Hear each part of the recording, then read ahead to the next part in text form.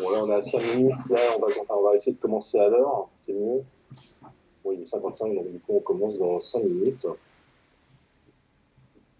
Et en attendant, je répète l'usage de couper les micros, s'il vous plaît, les caméras,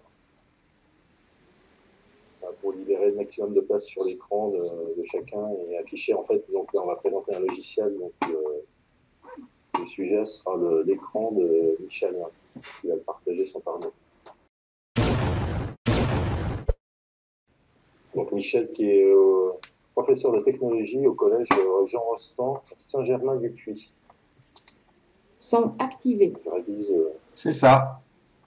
C'est ça. Hein. Ouais, j'allume exprès et je recoupe. Et bonjour à tous les élèves, je vois dans le chat là, Saint-Germain-du-Puy, c'est drôle.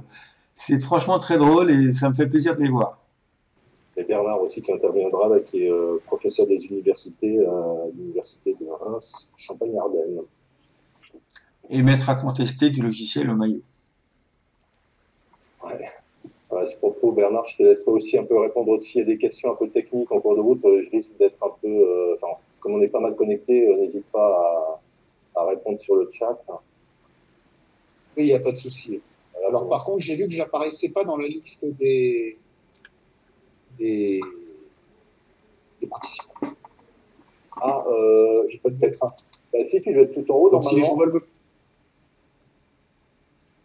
Ah, normalement, si. Enfin, alors, attends, moi, je vais te chercher, là, mais t'es... Je vois pas normalement, dans ta propre liste, tu dois être tout en haut. Enfin, de toute façon, à partir du moment où tu es connecté, tu es forcément dans la liste, je pense. Ouais, donc, si les gens veulent m'envoyer un message, ils peuvent pas. Si, parce que tu vas le voir, ils t'envoient un chat à tout le monde.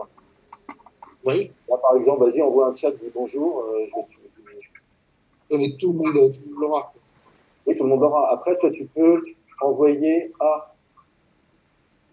Bah, oui. L'idée, c'est de répondre à tout le monde. Nous, après, on va... D'accord.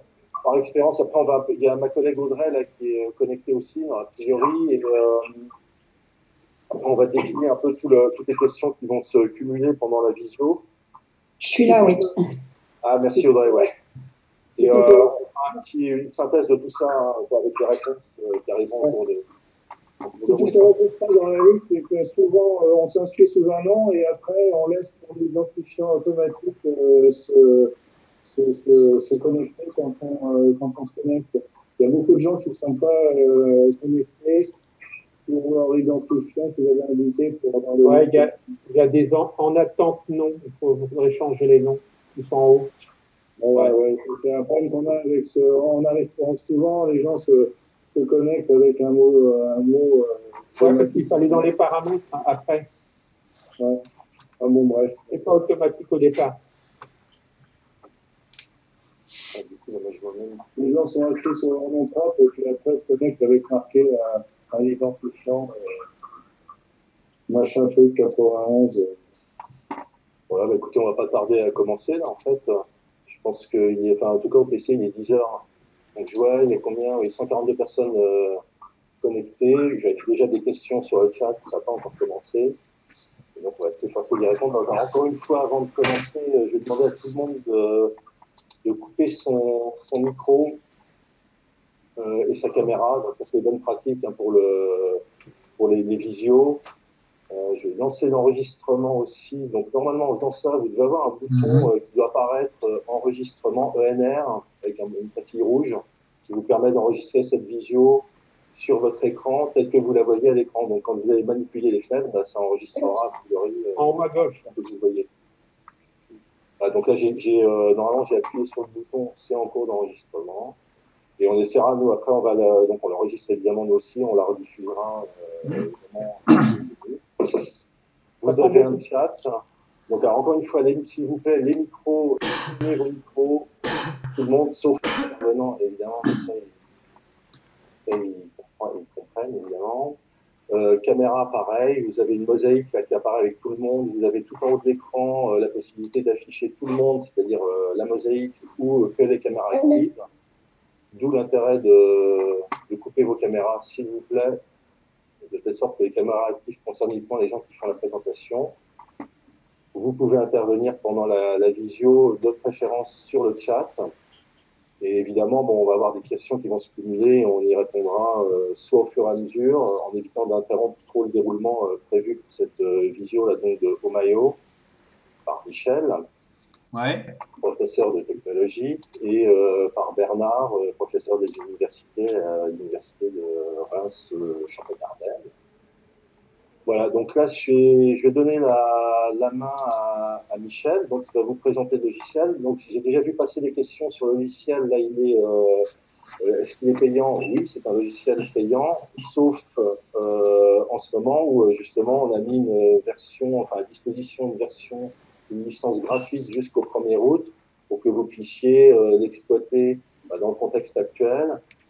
À distance aussi avec les élèves, pour ceux qui pourront l'installer, c'est l'intérêt de cette visio aussi, c'est de pouvoir découvrir le logiciel. Certains d'entre vous l'ont déjà installé et on va vous faire une présentation qui est rapide, hein, qui en environ une demi-heure, qui fait le tour du logiciel et sa prise en main et qui vous présente les fonctionnalités du logiciel. En dernier point, Bernard présentera aussi une interaction du mieux possible entre le logiciel et un logiciel annexe de programmation qui sera Editor 6, qui est un logiciel de programmation par bloc ou par logigramme qui va permettre d'interagir avec la maison virtuelle, la maison simulée dans Home.io. Donc voilà, donc je laisse la... Et on doit répéter couper vos caméras, vous entendez la Effectivement, moi je le répète, mais éteignez vos micros, coupez vos caméras, s'il vous plaît. Et bon voilà, après moi je vais la chasse à ça en vidéo. Voilà, donc là je vais donner la main à Michel qu'il faut que je retrouve Michel dans la liste. Je suis pas loin. Heureusement, c'est classé par ordre alphabétique. Ça va. Je crois qu'il s'appelle Michel. Avec un Q au départ, qui curé, il y a le même deux dans mon nom. Ouais, attends. Michel Marquet. Michel. C'est moi. Michel Marquet, il y a des noms que je connais. Donc, Michel, hop, je vais te désigner comme présentateur. Bon, je vais essayer de présenter, ça va être plus simple avec ton collège, hein, tes profs de techno au collège Jean Rostand. Je donne le partage. Ok. Je laisse t'installer avec ton partage d'écran, là, normalement, ça devrait être bon. Voilà. C'est bon. On me voit. Nickel. Bon, on démarre, je sais pas. Bah oui, là, je touche sa parole. Donc, la présentation de Omayo, tour du propriétaire. Ok, bon, bonjour à tous, bien content de vous voir. C'est une grande première pour moi, donc on va certainement pas mal improviser, je vais certainement tâtonner, mais il y a notre maître Bernard qui est derrière pour me corriger si j'ai dit une bêtise et appuyer son expertise. Bon voilà, Omayo, maison intelligente qu'on peut rapprocher au domaine de la domotisation, qui est extrêmement jolie, extrêmement bien fait et dont les possibilités en termes d'enseignement sont énormes. Alors moi, je suis professeur de technologie en collège, dans le Cher, dans le centre de la France, à côté de Bourges, au collège Jean Rostand à Saint-Germain-du-Puy. Et c'est un logiciel que je n'ai pas encore entièrement développé avec toutes les classes, mais là avec 2 classes et demie pour le moment. Et ça fonctionne pas mal, hein. Donc voilà, alors Omayo, je vais pas pouvoir lire le chat en même temps. On le trouve sur le site. Oui. Ouais, pardon, Michel, donc le chat, on va s'en occuper. D'accord. la caméra parce qu'on voit que c'est mains. Ouais, mais il faut que je coupe ma caméra. D'accord. Hop, comme ça c'est mieux. La caméra, on voit que c'est mains. C'est bon, voilà. Ouais, mais je vais pas montrer mon visage. Allez, on est parti. Oui. J'y vais? Voilà, oui. Alors, pour l'installation d'Omayo, on peut le télécharger sur le site de Teach.Omayo. On peut aussi le télécharger sur un lien qui est direct via mon petit site dans la page logicielle, mais ça on y reviendra certainement. L'installation, elle se fait de manière très simple. Il y a un exécutable, donc là on va pas faire la démonstration directe. On peut laisser le dossier par défaut, Real Games Omayo.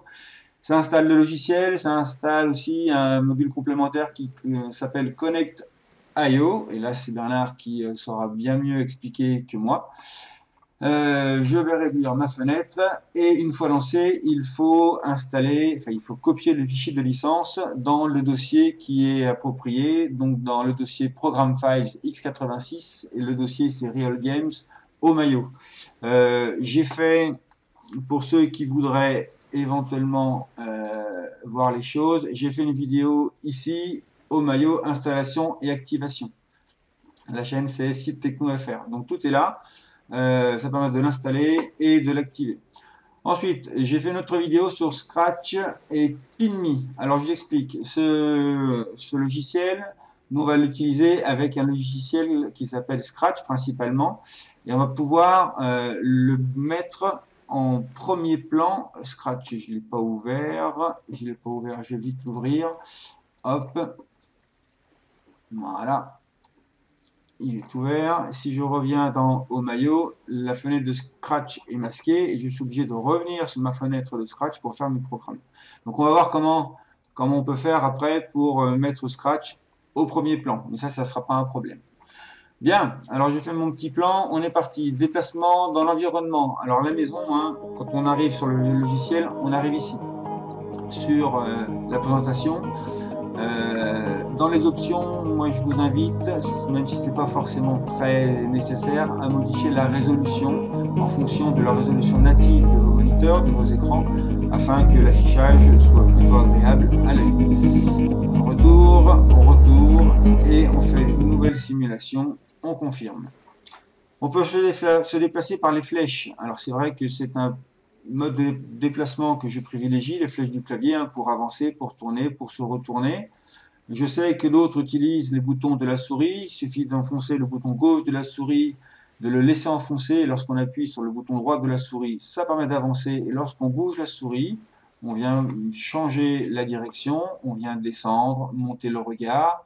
Bon, moi je préfère le clavier. Après, c'est selon les habitudes de chacun. Qu'est-ce qu'on a d'autre? On a la touche espace pour sauter, ça peut être utile à certains moments. La touche C pour s'accroupir au clavier.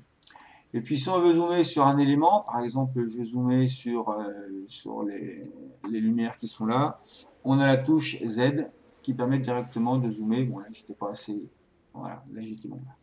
Voilà. Ensuite, autre mode de déplacement dans la maison, c'est le petit plan qui se trouve ici, tout en bas à gauche, avec les pièces de la maison. Donc, par exemple, la pièce A qui est le salon, je clique dessus et j'arrive directement dans le salon. Et là, on peut, avec les flèches et la souris, se déplacer de la même manière.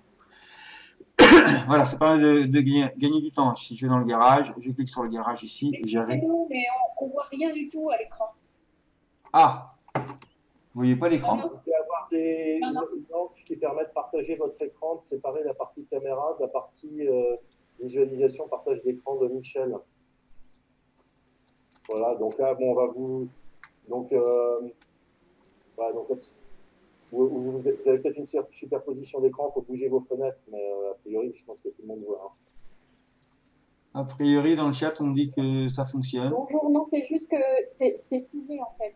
Dès qu'ils nous montraient des Ok, alors peut-être qu'il faut que vous le déconnectiez, ça peut arriver. Donc là, je dis pour tout le monde, pour le coup. Quelquefois, il peut y avoir selon les configurations, la visio qui se fige. Donc là, je vous conseille de quitter la visio et de relancer votre système.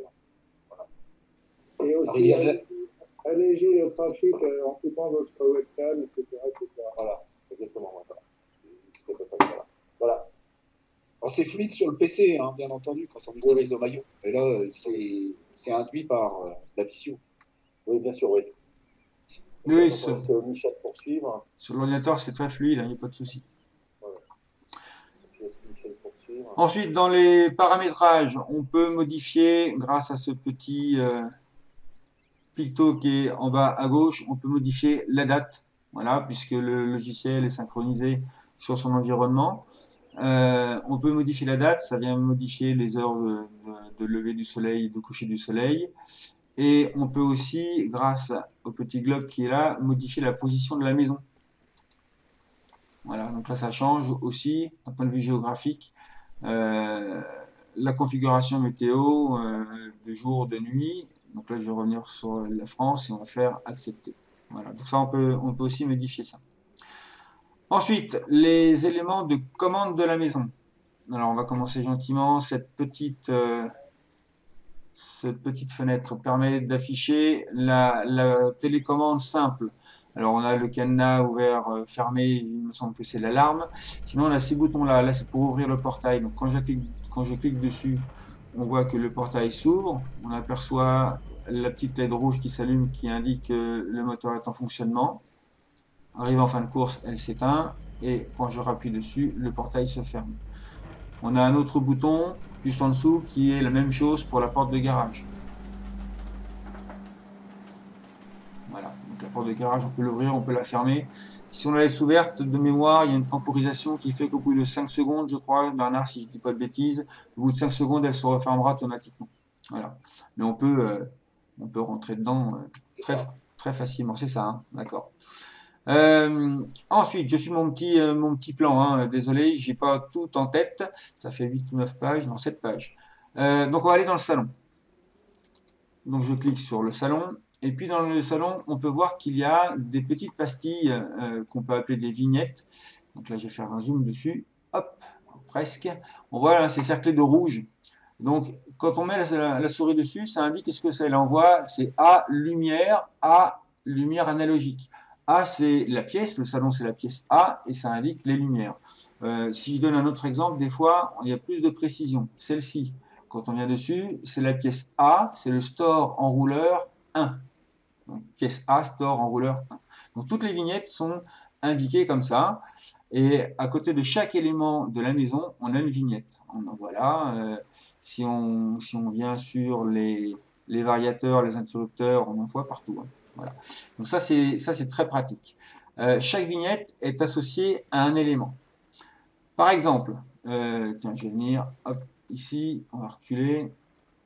J'espère que ça marche pour tout le monde.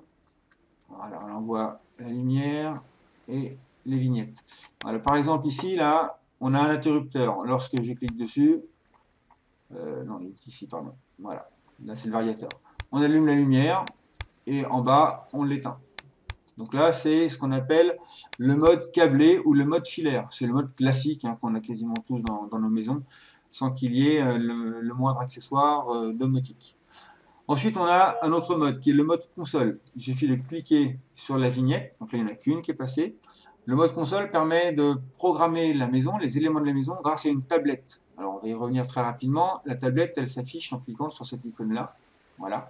Et on peut créer des scénarios pour piloter la maison. Et là, en l'occurrence, j'ai mis en mode console le variateur 3 de la pièce A. Et là, on voit que dans les dispositifs qui sont passés en mode console, on a bien la pièce A et le variateur de lumière 3.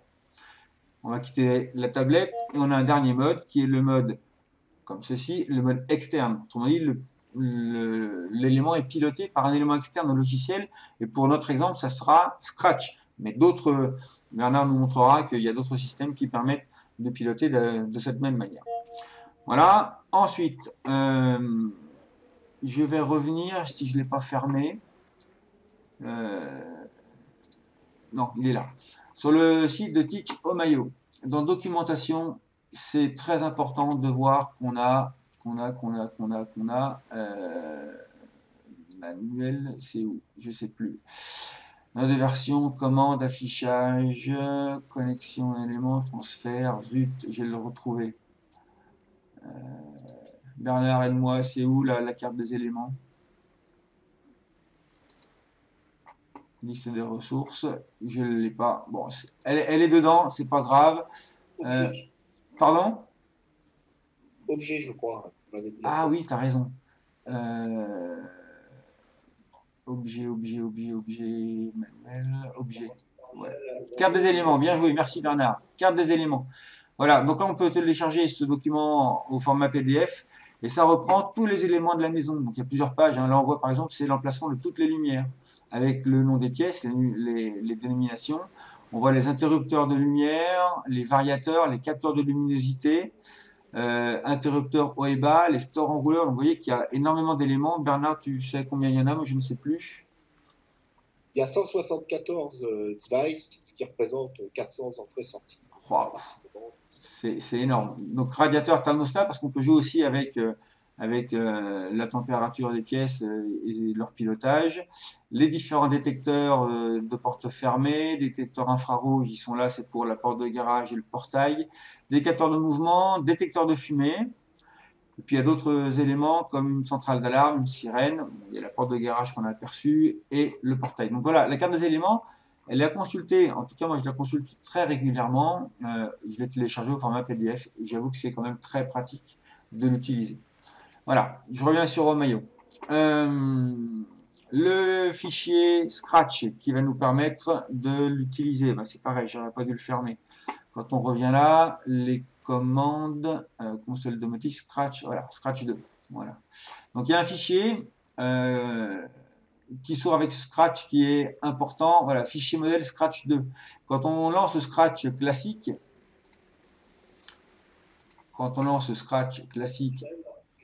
Excuse-moi de t'interrompre juste une seconde. Est-ce que tu peux parler juste un tout petit peu moins vite? Alors, c'est pas... En fait, il y a des gens qui ont un décalage entre le son et l'image. D'accord. Donc, voilà, ça va aider un peu. Ça marche. Alors, je ralentis le rythme, ça permettra de mon cerveau d'être mieux oxygéné. Lorsqu'on ouvre Scratch classique, voilà, il y a les éléments du logiciel, mais qui n'intègrent pas les éléments, les devices, les éléments de la maison Omayo. Donc c'est pour ça qu'il y a un fichier qu'on peut ouvrir avec Scratch, qu'on télécharge sur le site de Omayo, qui s'appelle fichier modèle Scratch 2. Et lorsqu'on l'a téléchargé, on peut directement l'ouvrir et ça ouvre Scratch. Et là on voit que dans la partie qui s'appelle ajouter bloc, on a tous les éléments qui permettent, enfin tous les blocs qui permettent de piloter les éléments de la maison. Donc c'est ce fichier-là qu'il faut ouvrir avec Scratch. Voilà, donc ça on y reviendra juste après.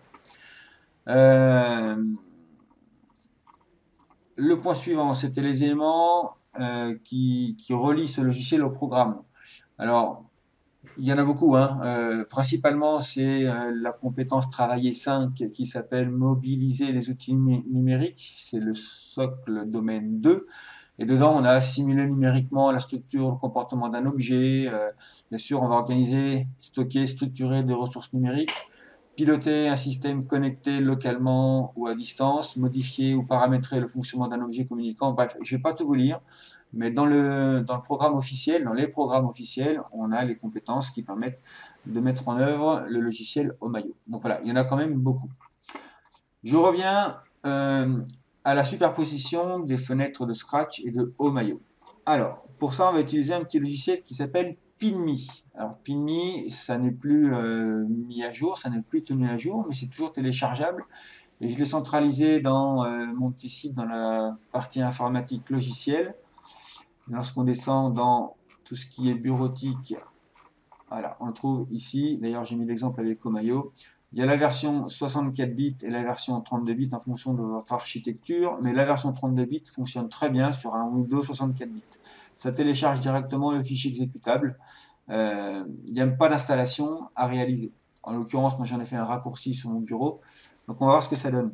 Je vais lancer PinMe. Voilà, il est lancé. Rien ne s'affiche à l'écran. On le trouve ici dans la zone de notification, ici, PinMe. Et là on va trouver toutes les fenêtres qui sont ouvertes. Là, je retrouve, c'est pas une bloc que je veux, c'était, ah oui, Scratch, je l'ai pas ouvert, c'est pour ça.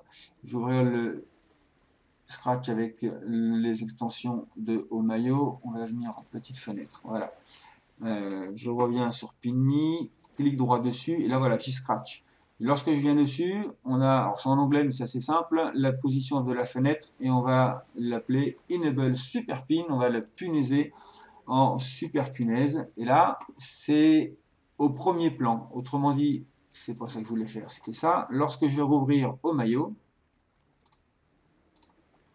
ça marche, Scratch est au premier plan. Autrement dit, si je clique sur la fenêtre de Omayo, Scratch ne disparaît pas derrière, et je peux piloter mon logiciel derrière, enfin c'est pas mon logiciel, le logiciel derrière, et revenir sur Scratch directement pour voir comment ça fonctionne.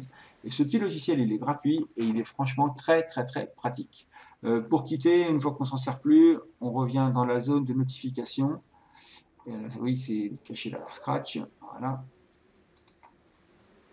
il est là, on fait un clic droit et on fait exit. On quitte le logiciel PinMe, tout simplement. Donc voilà, on va laisser Scratch ici pour le moment. On va le réduire un petit peu puisqu'on y reviendra un petit peu plus tard. Bien.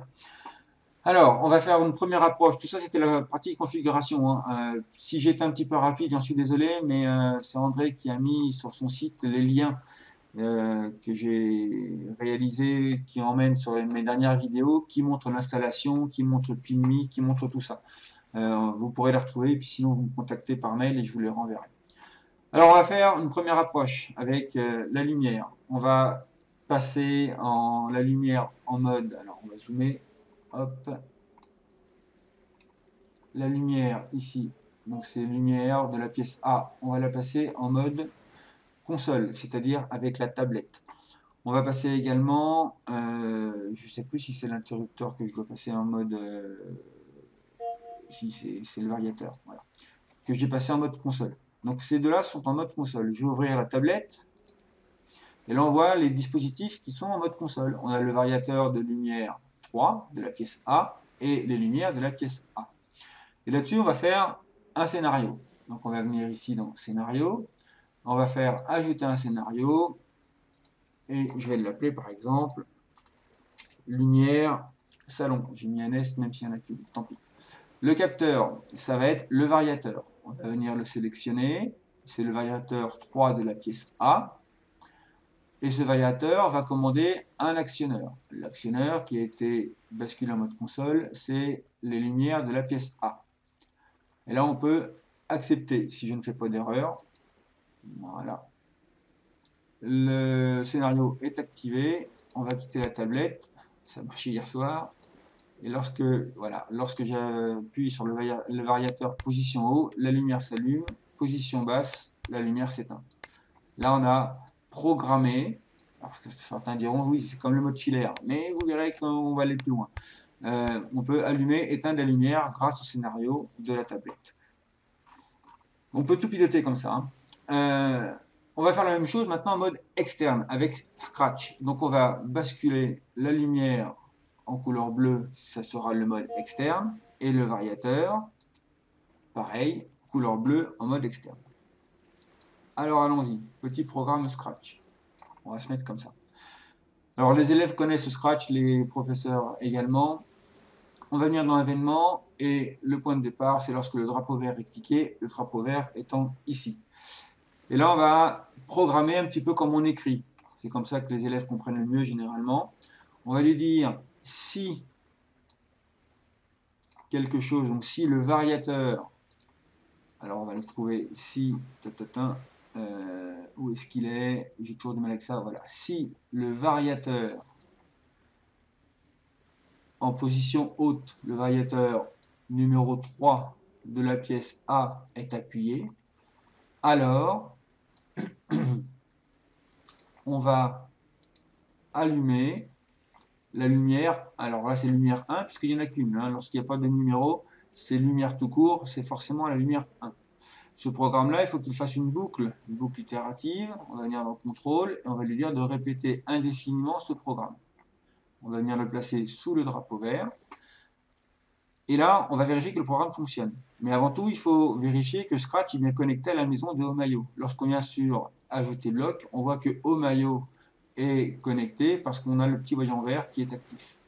On va donc cliquer sur le drapeau vert, on voit que le programme se cercle de jaune, et on va essayer dans la maison. Donc j'appuie sur mon variateur, ça marche, la lumière s'allume. Si je veux l'éteindre, le variateur position basse ne fonctionne pas. C'est normal, le programme n'a pas été réalisé. Donc on va arrêter le programme, et puis on va faire la même chose. Donc on peut faire un clic droit sur le CTRL-C, on va le dupliquer. Voilà. Et là on va changer les choses toutes simples. Si le variateur position bas, variateur 3 de la pièce A est appuyé, alors on va éteindre la lumière 1 de la pièce A. Ce contrôle, on va venir le placer juste en dessous. Et ça sera répété indéfiniment. Le drapeau vert pour relancer le programme, et on vérifie. Position basse, ça éteint bien la lumière. Position haut, ça l'allume. Position bas, la lumière s'éteint. Voilà. Ça, c'est le principe de base. pour utiliser au maillot. Voilà, je vais arrêter le programme. Je vais revenir à mon petit déroulé de séquence. Alors, on va passer maintenant à un autre mode de pilotage qui est une télécommande programmable. Alors, on a ici la petite télécommande programmable. Lorsqu'on clique en bas à gauche, on voit la télécommande ici. Avant tout, on voit qu'elle est en lumière verte. Autrement dit, elle aussi se connecte selon différents modes. Là, on a le mode console, donc avec la tablette. En cliquant dessus, on va basculer en bleu, qui est le mode externe. Donc, on peut relier le fonctionnement de la télécommande au logiciel Scratch. Ben, on va reprendre le même scénario, et puis on va essayer de piloter la lumière grâce, c'est où? Ouais, c'est là. Grâce à la télécommande. Alors, le scénario prévu est le suivant. On allume la lumière grâce au variateur et on l'éteint. Mais en plus, on peut faire la même chose avec le bouton 1 pour allumer et le bouton 2 pour éteindre de la télécommande. Là, on va introduire un opérateur. En l'occurrence, l'opérateur OU. Alors, on va encore parler pour faire le programme.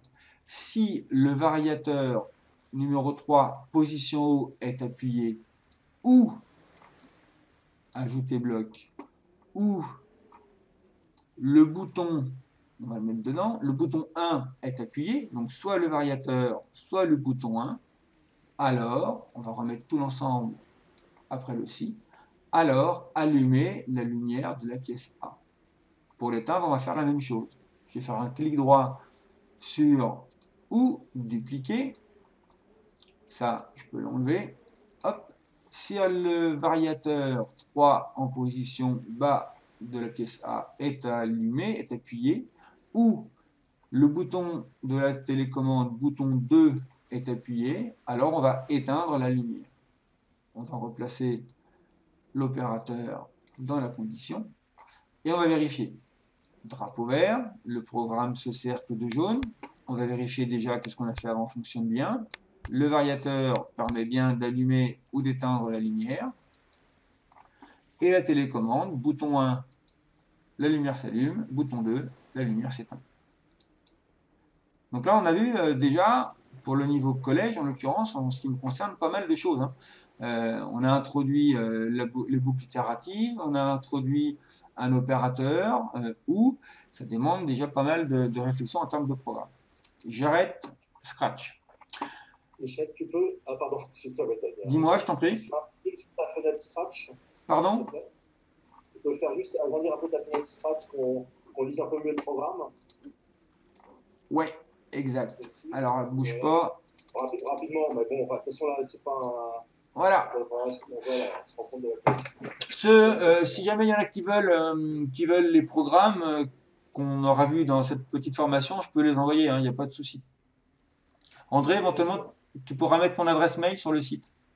Oui, à l'issue de la formation encore, donc je fais un petit break, là, on enverra une synthèse de cette visio avec les fichiers, les liens, etc. Pour ceux qui ont du mal à suivre, voilà, y compris la vidéo et même la vidéo de la formation. Voilà. Alors, je ne regarde pas le chat, hein, André, je te laisse regarder s'il y a des réflexions, s'il y a... Le chat, pareil, chez le chat, on va débriefer un peu, une fois que vous aurez fini vos interventions, on parcourra le chat pour répondre aux questions. D'accord. Et pendant que j'y suis, l'adresse mail ne sera pas celle à laquelle tu m'écris, André, ça sera celle qui est sur Gmail. Oui, enfin, ok, ça rejoint. Mais ça, non, mais voilà, ça c'est rien. Mais je peux envoyer les fichiers à ceux qui me demanderont, il n'y aura pas de souci. Donc je t'en prie. Non, mais c'est bien que tu interviennes comme ça, je me sens un peu moins seul, j'ai l'impression d'être contrôlé, ça me fait du bien. C'est la marque du chat qui me intervenir. Oui, oui, tout à fait.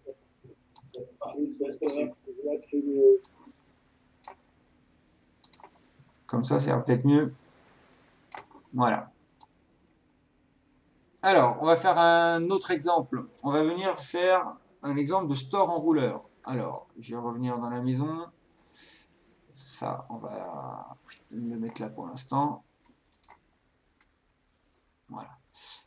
Et là, dans la maison, on a un store en rouleur. Alors, on voit ici qu'on est en mode câblé, filaire. L'interrupteur, le variateur qui est ici permet de faire monter le volet ou enfin le store, ou de le descendre.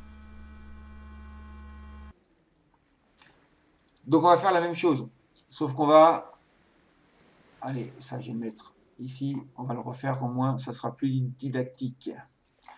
Alors on va faire un nouveau scénario, on va dire que lorsque la présence est détectée, le mouvement est détecté dans la pièce, le store doit s'ouvrir, rester 10 secondes et se refermer. Alors on voit ici qu'on a, la pastille est là, un détecteur de mouvement. Pardon. Donc on va basculer la pastille du détecteur de mouvement en mode externe. Si je fais un zoom, voilà, on voit bien qu'il est bleu. Mais il faudra surtout pas oublier de basculer non pas l'interrupteur, mais le moteur qui commande le store. Donc là on voit que c'est le store enrouleur 1 de la pièce A. On le bascule, là il est en mode console, encore un clic, et là il passe en mode externe. Donc là, on peut piloter le moteur du store grâce au détecteur. En tout cas, ils sont associés. Enfin, on va les associer grâce au programme. Alors, on va faire la même chose. Dans contrôle, on va lui dire si, alors je le cherche, le détecteur de présence de la pièce A est activé, alors, hop, alors, monter le volet 1, on va bien vérifier, c'est bien le volet 1 de la pièce A, on va lui dire de monter. Ensuite, on a dit qu'on attendait 10 secondes, donc attendre, je clique dessus et au clavier, on tape 10 secondes, entrée. Et là, le store va monter, et puis au bout de 10 secondes, on va lui dire par exemple de ici, on va lui dire de descendre le volet 1 de la pièce A. On va rajouter le contrôle répéter indéfiniment. Voilà.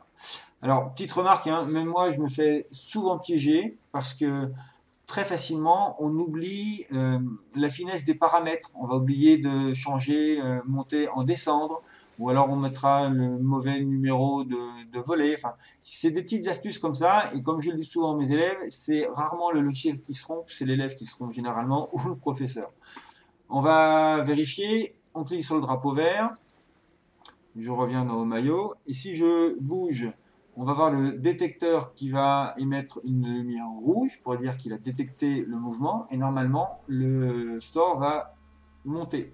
Je bouge, voilà. Donc on voit le détecteur qui devient rouge, le volet monte, je touche plus à rien, et au bout de 10 secondes, le volet va redescendre. Voilà. C'est quand même drôlement joli. Et là, si je rebouge à nouveau, hop, ça va s'ouvrir, et au bout de 10 secondes, il va redescendre. Erreur classique, hein. J'ai un truc dans la gorge. Erreur classique, c'est aussi d'oublier de basculer les pastilles en mode soit console, soit en mode externe. Et là, en l'occurrence, c'est le mode externe. Ça arrive très très souvent de dire ça marche pas, mais oui, quand on vérifie, on n'a pas basculé dans le bon mode. J'arrête le programme Scratch, et puis on va s'amuser à faire la même chose, parce que dans Omayo, il n'y a pas qu'un seul volet. Dans le salon, il y en a 4. Donc, la pastille du volet 2, elle est là. Je la bascule en mode externe. La pastille du volet 3, je la bascule en mode externe. Et la pastille du volet 4, on va faire la même chose. Voilà. Et là, ben, hop, je recule un petit peu. Il faudrait qu'on voit tout, ça serait pas mal. Voilà, on aura un meilleur angle de vue. Donc là, ben, c'est la même chose. Hein. Si le détecteur est activé, on va monter le volet 1, puis le volet 2, puis le volet 3 et le volet 4. Donc là, on va faire un clic droit sur volet, dupliquer. Alors quand c'est comme ça, Scratch vient dupliquer tout ce qui est en dessous. Je le pose et on va séparer tout ça. Donc on va, je vais d'abord le dupliquer. Dupliquer, hop, et dupliquer. Bien dessus, merci. Hop, donc on va monter le volet 1, puis le volet 2, on va également monter le volet 3 et on va également monter le volet 4. Voilà. Alors après, on pourrait faire pareil en dessous. Hein. Moi, je vais faire autrement. Dupliquer, je duplique tout ça. et je vais remplacer l'ensemble ici. Et au lieu de monter, l'erreur classique, elle est de ne rien modifier. On va faire descendre. Bien sûr, on vérifie le programme. Lorsque le détecteur est activé, les 4 volets de la pièce A montent, on attend 10 secondes, puis les 4 volets de la pièce A descendent. On va vérifier. Hop, comme ça on verra le volet 1. Je clique sur au maillot et je vais bouger. Là, j'ai pas lancé le programme. Hey, erreur classique. Programme vert, voilà. Ah bah oui, j'ai bougé, il était actif. On va recommencer. On va attendre 10 secondes.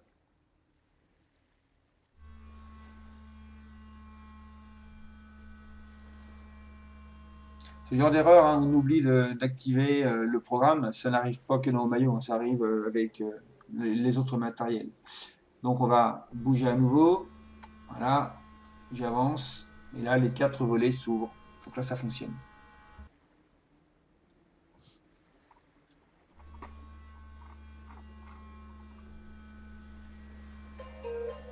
Ah non, là je réponds pas. Merci. Désolé. Voilà, donc on a fait ça. On va aller un petit peu plus loin. On va arrêter le programme Scratch et puis on va asservir la montée. C'est un peu plus, compliqué, mais vous allez voir pourquoi. On va associer la montée et la descente des volets à la lumière du jour, lumière extérieure. Alors pour ça, on va venir chercher un détecteur de luminosité. Alors comme je sais où c'est, grâce au plan qui est en bas, je vais venir devant le garage et le capteur de luminosité, il est là. Voilà, la pastille est là, on voit capteur de luminosité haut. Donc faut retenir, hein, c'est pas une pièce, mais c'est quand même la pièce haut. On va le basculer lui aussi en mode externe, comme ça on pourra l'associer. Et on va pas s'embêter, on va garder le même programme puisque les 4 volets sont configurés pour monter et pour descendre. C'est la condition que l'on va venir changer. On va lui dire, alors, on va chercher le capteur de luminosité. Le capteur de luminosité est là. Donc, lorsqu'il est activé, la bonne question à se poser, c'est il est activé quand? Quand la lumière baisse ou quand la lumière monte? Alors, en l'occurrence, il s'active lorsque la lumière, si je ne dis pas de bêtises, est plus importante, lorsque le seuil est dépassé. Donc on va lui dire lorsque le capteur est désactivé non, c'est l'inverse que j'ai dit. Lorsqu'il est désactivé, il doit monter les volets. Alors en l'occurrence, on va inverser la condition puisqu'on ne peut pas modifier activer ou désactiver. On va introduire un opérateur qui s'appelle non. Donc lorsque le capteur de luminosité est non activé, ou lorsque non le capteur de luminosité de la pièce A est activé, ça c'est la petite condition à mettre. Petite erreur qu'on peut faire souvent, on n'est pas dans la pièce A pour le capteur de luminosité, on est dans la pièce O. Voilà. Et là on va venir le replacer dans la condition. Et là normalement, tout est bon, monter, descendre, ok. Donc on va revenir dans le salon. Et on va introduire un nouvel élément. Alors, en haut, on a, je ne sais même pas comment Bernard tu l'appelles, c'est le flux horaire. Donc là, il est 10h40, hein, c'est synchronisé. Oui, Bernard? C'est le temps. D'accord. On peut accélérer. Bon, ok, parfait, au moins c'est simple. Donc on peut l'accélérer de deux manières, soit avec la double flèche qui est là, et on voit que l'heure augmente assez rapidement. On ne va pas attendre ça comme ça pour que la lumière de la nuit arrive. On va revenir sur la petite flèche lecture pour reprendre le cours normal et on va modifier le curseur. Donc là, les volets sont fermés. On va venir là 2h30 du matin. Donc on voit que le temps accélère très vite. On va voir la luminosité, on va travers les volets qui change. La course du soleil aidant. Il fait nuit. Et le curseur va s'arrêter, enfin le temps va s'arrêter 5 secondes avant l'heure affichée sur le curseur. Alors les volets devraient s'ouvrir à la levée du jour. Bien sûr, c'est pas 2h23 du matin. Le petit souci, c'est que quand je vais dépasser le seuil détecté par le capteur de luminosité, lorsque le temps est accéléré, les volets vont s'ouvrir d'un seul coup. On verra pas la course des volets, aussi fluide qu'on a pu le voir avant. Donc ça va apparaître comme d'un seul coup. J'avais fait l'essai, je crois que ouais, c'était 6h18 quand j'avais fait l'essai, et là c'est plus tard. Si j'accélère un petit peu. Ouais, ça, je sais Non, pas. voilà Bernard, je l'ai vu en même temps. Voilà, je fais tout le temps la même erreur. C'est pénible, hein. Je- Ah, mais ça c'est moi. Voilà. Donc il fait jour, Ouais. ça s'ouvre. On va venir sur la nuit. Je vais déplacer mon curseur sur la nuit. Merci Bernard, mais on l'a vu en même temps. Quel imbécile. C'est magique. Hein, Non, non, mais voilà, c'est l'erreur classique. Donc là, la nuit va arriver. Je crains qu'il ne se ferme d'un seul coup, puisque voilà, le seuil va être dépassé. Tiens, pourquoi il s'ouvre? Ah oui, attends 10 secondes. C'est normal, il faut. J'ai fait une erreur. Il faut pas mettre attendre 10 secondes. C'est bien, on voit en direct. T'as vu Bernard mon erreur? Bah, ça lag beaucoup. C'est difficile. Ah, d'accord. Bon, bah, je le modifie. Tu peux augmenter la fenêtre de ton Scratch, s'il te plaît? Ouais. Alors là, c'est bien parce que j'ai fait une erreur en direct. C'est bien parce que c'est moi l'élève là. J'ai fait une erreur. Alors, est-ce que là, on voit mieux? C'est plus clair, hein? Oui. Ouais. Ouais, là, c'est moi qui ai fait une grosse erreur. Énorme erreur. La condition, ça va pas être si. Ça va être si, sinon. Autrement dit, si le capteur est non activé, capteur de luminosité est non activé, on va monter les 4 volets roulants. Et s'il est activé, donc sinon, s'il est activé, on va descendre les volets. C'est ça l'erreur que j'ai faite principalement. On va revenir placer ça sous le petit drapeau. Je vais réduire un petit peu la fenêtre Scratch. Ce coup-ci, je ne vais pas oublier de démarrer le programme. Drapeau vert. Bah, j'ai encore, c'est dingue ça. J'ai oublié répéter indéfiniment. Voilà, drapeau vert. Et on va à nouveau avancer le temps. Donc là, il fait nuit, les volets sont fermés. On va venir déplacer le curseur. Donc c'est le curseur qui est tout en haut de l'écran. Hein. Ouais, tout en haut de l'écran. J'avais dit Et 6h18. on avance toujours dans le temps. Ouais, on avance dans le temps. Ça... Pas revenir en arrière. Ouais, voilà. Ça veut dire qu'on vient passer des jours. Donc là, ça va fonctionner normalement.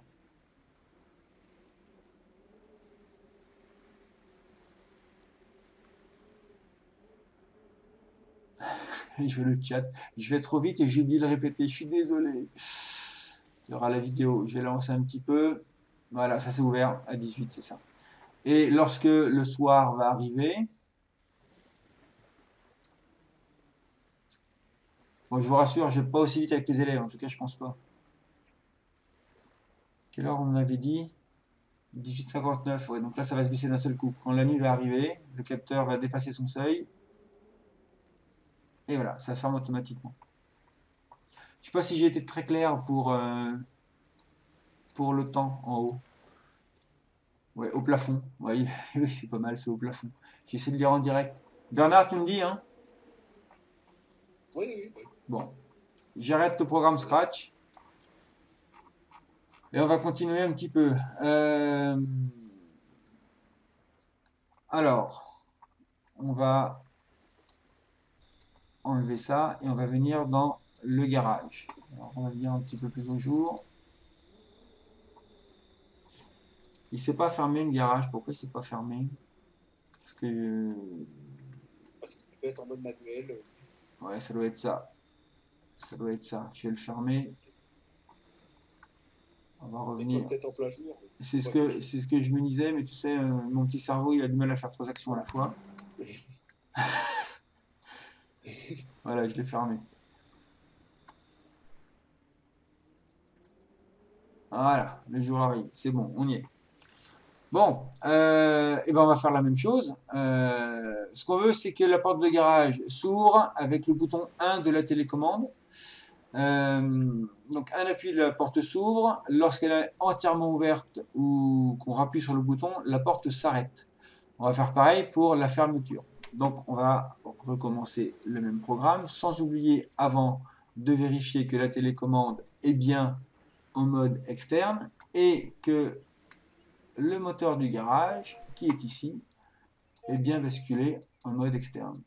Voilà, il est bleu. Normalement, je dois être bon. Ouais.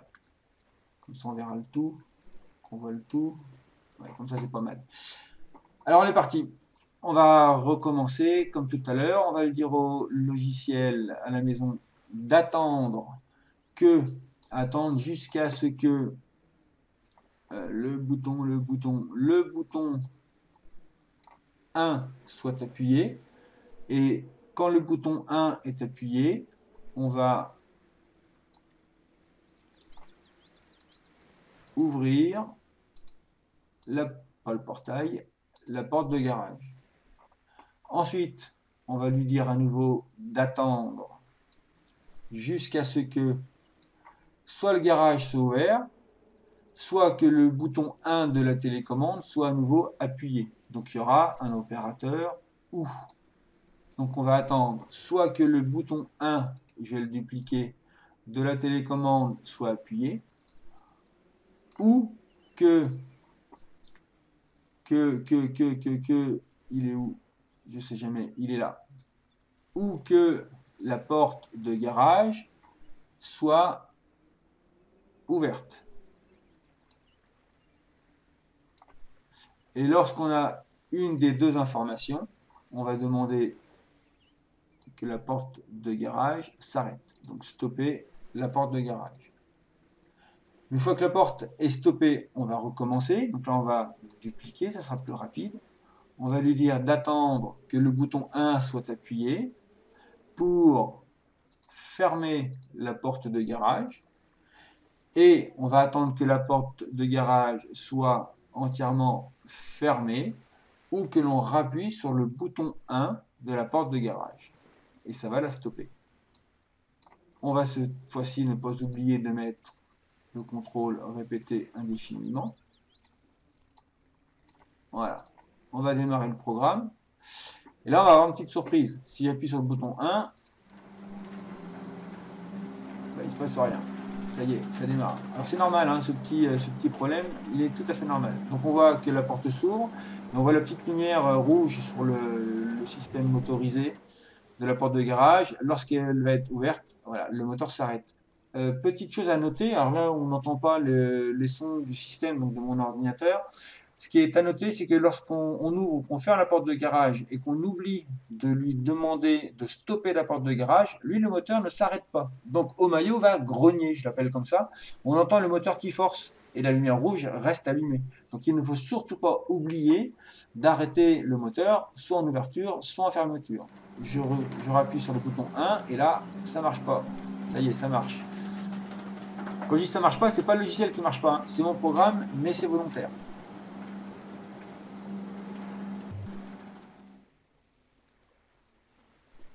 Voilà. Pourquoi c'est volontaire? Parce que lorsqu'on appuie sur le bouton 1, le logiciel peut recevoir plusieurs fois la commande de bouton 1. Autrement dit, si je regarde le programme, l'interprétation va se faire de la manière suivante. Lorsque le bouton 1 va être appuyé, la commande d'ouvrir va être envoyée, mais il va détecter que le bouton est encore appuyé, ce qui passera à la deuxième condition. Attendre, il va détecter que le bouton 1 est appuyé et ça va stopper la porte de garage. Donc visuellement, on ne verra pas la porte de garage s'ouvrir. C'est là qu'on va introduire une notion qui est importante, c'est qu'on va demander au logiciel d'attendre que le bouton 1 de la commande soit appuyé, mais également, alors dupliquer et je ne vais garder que ça, mais également d'attendre que le bouton 1 soit non appuyé, parce qu'on n'appuie plus dessus. Ouais, voilà. Donc ça, je m'y prends mal. Comme ça, voilà.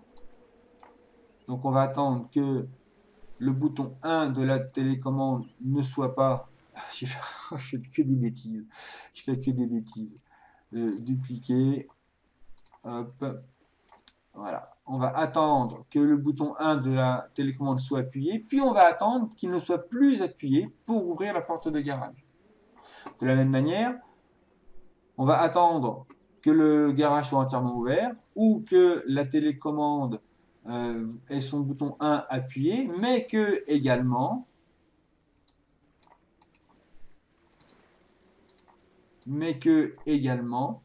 le bouton 1 ne soit plus appuyé. Je dis pas de bêtises, hein. Et là, on va faire la même chose après. Donc, on va dupliquer une fois, dupliquer deux fois, si je ne fais pas de bêtises. Donc là, on va attendre que le bouton 1 soit appuyé, puis qu'il ne soit plus appuyé. Voilà. Et de la même manière, pour l'arrêter, on va attendre que le bouton 1 soit appuyé, puis qu'il ne soit plus appuyé. On va remettre tout ça à la suite et dans la boucle ici. Donc là, normalement, ça devrait fonctionner. Lorsque j'appuie sur le drapeau vert, le programme est cerclé de jaune. Lorsque j'appuie sur le bouton 1, ce coup-ci, il n'y a plus aucun problème. Ça s'ouvre tout seul. Si je rappuie sur le bouton 1, ça s'arrête bien. Si je rappuie dessus, ça repart en fermeture. On va faire un autre essai. Celui-là que je n'ai pas fait avant, d'ailleurs. Je vais appuyer sur le bouton 1, mais je ne le relâche pas. Voilà. Là, je suis appuyé. On voit la petite diode rouge qui est dessus. Je suis appuyé et la porte de garage ne s'actionne pas. Lorsque je relâche le bouton 1, la porte s'ouvre. Je ne sais pas si j'ai été clair dans le chat. Qu'est-ce qu'on me dit? Ok, merci. Bon. Ça vous va ou pas, Bernard, André? Ouais, c'est bien, Michel. Bah, écoute, de toute façon, là, je pense que tu avais vraiment été. Enfin, tu as montré des exemples très détaillés, donc là, ça donne vraiment un bon aperçu de ce qu'on peut faire avec Scratch. Et on voit que c'est effectivement infini parce que la maison est quand même assez grande. Il y a plein de. Je ne sais plus combien il y a d'éléments dans la maison, 400, c'est ça, Non, Bernard? 160. 174 devices. 174, pardon. Mais on retrouve dans chaque pièce des capteurs de luminosité, de présence, des volets roulants, du chauffage. Oui, voilà, le chauffage. Là, on ne l'aborde pas sur la table, mais il y a le chauffage. Donc là, on va pas faire passer en revue tous les éléments, mais voilà, là déjà, on a deux exemples vraiment complets là, qui illustrent l'utilisation voilà, pour animer des éléments de la maison. Évidemment, ça peut aller très loin hein, si on veut gérer toute la maison. Mais déjà, pris séparément, les éléments, on peut faire des choses assez simples, hein, allumer la lumière, etc. Alors, bon, on l'a. Michel, si tu as prévu comment dire, de poursuivre avec plus de détails là, sur le. Enfin, Non, je m'arrête là après. Ou si on passe la main à Bernard. On va passer je passe la main à Bernard dans 2 minutes, même pas. Bon, André mettra à disposition les liens dont on a parlé tout à l'heure. On retrouve hein, cet exemple de store en rouleur. On retrouve là aussi avec la porte de garage une petite chose. Et puis j'ai la dernière vidéo d'actualité qui s'appelle Confinement. Allez voir, ça vous donnera un aperçu hein, des possibilités de programmation. Alors niveau collège, mais niveau déjà bon collège, hein, qui met en œuvre plein d'éléments de la maison. Voilà. Et puis dernière chose, Bernard, je peux parler rapidement de ma petite maquette? Oui, vas-y. Allez, je me dépêche. Alors, je me suis inspiré de la porte de garage de Bernard pour faire ma propre porte de garage. Voilà, pour faire ma propre porte de garage, entièrement imprimée, entièrement imprimée en 3D. Voilà. Et qui se pilote grâce à un Arduino avec un bouclier Shield et puis des petits capteurs de fin de course. Et ça fonctionne vraiment très bien. Ça se programme avec M-Block. Voilà, et la porte vient s'arrêter. Bon, là, c'est la modélisation SolidWorks. Hein. Mais les portes de garage sont pas là, elles sont au collège. Mais néanmoins, vous en aurez un aperçu. J'ai fait une vidéo là-dessus. Ça vous donnera une idée.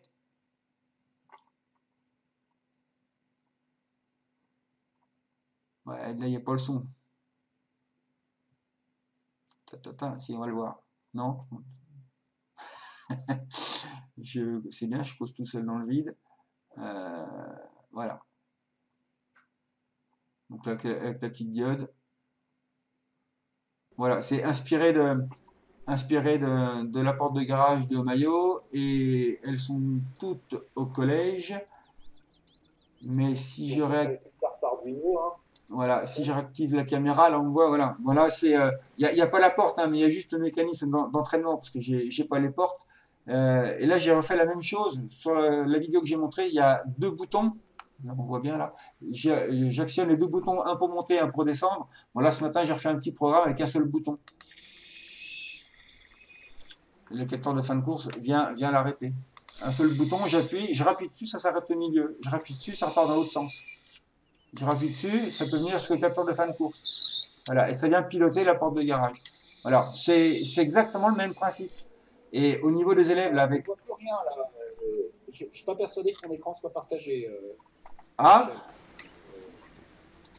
Caméra de Michel qui montre. j'ai caméra, là. On voit la caméra ou pas? À l'écran, Donc, faut, non. en haut, il faut afficher la caméra active et vous verrez la caméra de Michel qui est en train de filmer en direct sa maquette. Pour moi, c'est bon ou pas? Alors, moi, je vois bien, hein, ouais. Par contre, on voit Je vois pas. Tu vois pas, Bernard? Bon, on mettra les liens. Enfin bon, voilà. On voit, Ouais. enfin, ok, bon, après, vous pouvez avoir des choses qui sont superposées et qui masquent la mosaïque des caméras. Ah, c'est possible. Bon, enfin Bon, bon. toujours est-il... Nous, on l'a enregistré et on le passera dans la. On le comment dire, la visio est enregistrée. On fera ça. Ce qui est intéressant ici, c'est que là, on voit le lien avec une maquette pilotant l'Arduino. Donc, ce que tu as dit, Michel, c'est que tu utilises là pour le coup M-Block. Voilà. C'est le pendant de donc Scratch M-Block. Omayo, lui, donc en parcourant le chat, il y avait des questions là-dessus. Se pilote avec Scratch 2. C'est en cours de développement avec Scratch 3. Et on a le pendant de ça dans un bloc qui est basé sur Scratch 2 et Scratch 3 d'ailleurs, pour la dernière version de bloc. Et là, ça permet justement, donc là je mets les deux en parallèle, de voir le parallèle entre les deux programmes. Et c'est vraiment... tu vois là, Bernard? Voilà. Là, je vois, ouais. Ouais. Et là, on voit vraiment le parallèle entre le programme fait pour Romayo et le programme fait pour la porte de garage. On a bien attendre qu'on appuie sur le bouton poussoir, on attend que le bouton poussoir ne soit plus appuyé, donc en l'occurrence c'est l'information 1, l'information 0, pour mettre le moteur en route et en même temps allumer la petite diode. Et pareil, après on attend que le bouton soit appuyé puis relâché pour arrêter la montée de la porte de garage, en l'occurrence le moteur. Donc il y a vraiment un parallèle, ça permet de mettre des élèves en groupe à la fois sur le logiciel et à la fois sur une maquette réelle.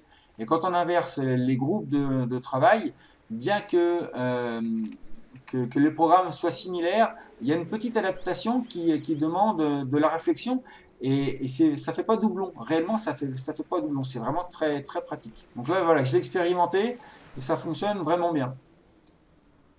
Voilà. Bon, je pense que j'ai fait le tour. Ok, donc je te laisse la main, Bernard. Est-ce que vous présentez rapidement l'interface avec lequel. Alors, par contre, il faut que je On donne la main. Ouais, je vais te donner la main. Bernard, alors est-ce que c'est bien? Non, c'est à R. Hein. Voilà. Et je te désigne comme présentateur. Voilà, donc comme ça, tu peux partager ton écran. Ah, non, j'ai pas appuyé sur le bouton. Voilà, c'est fait. Ça marche.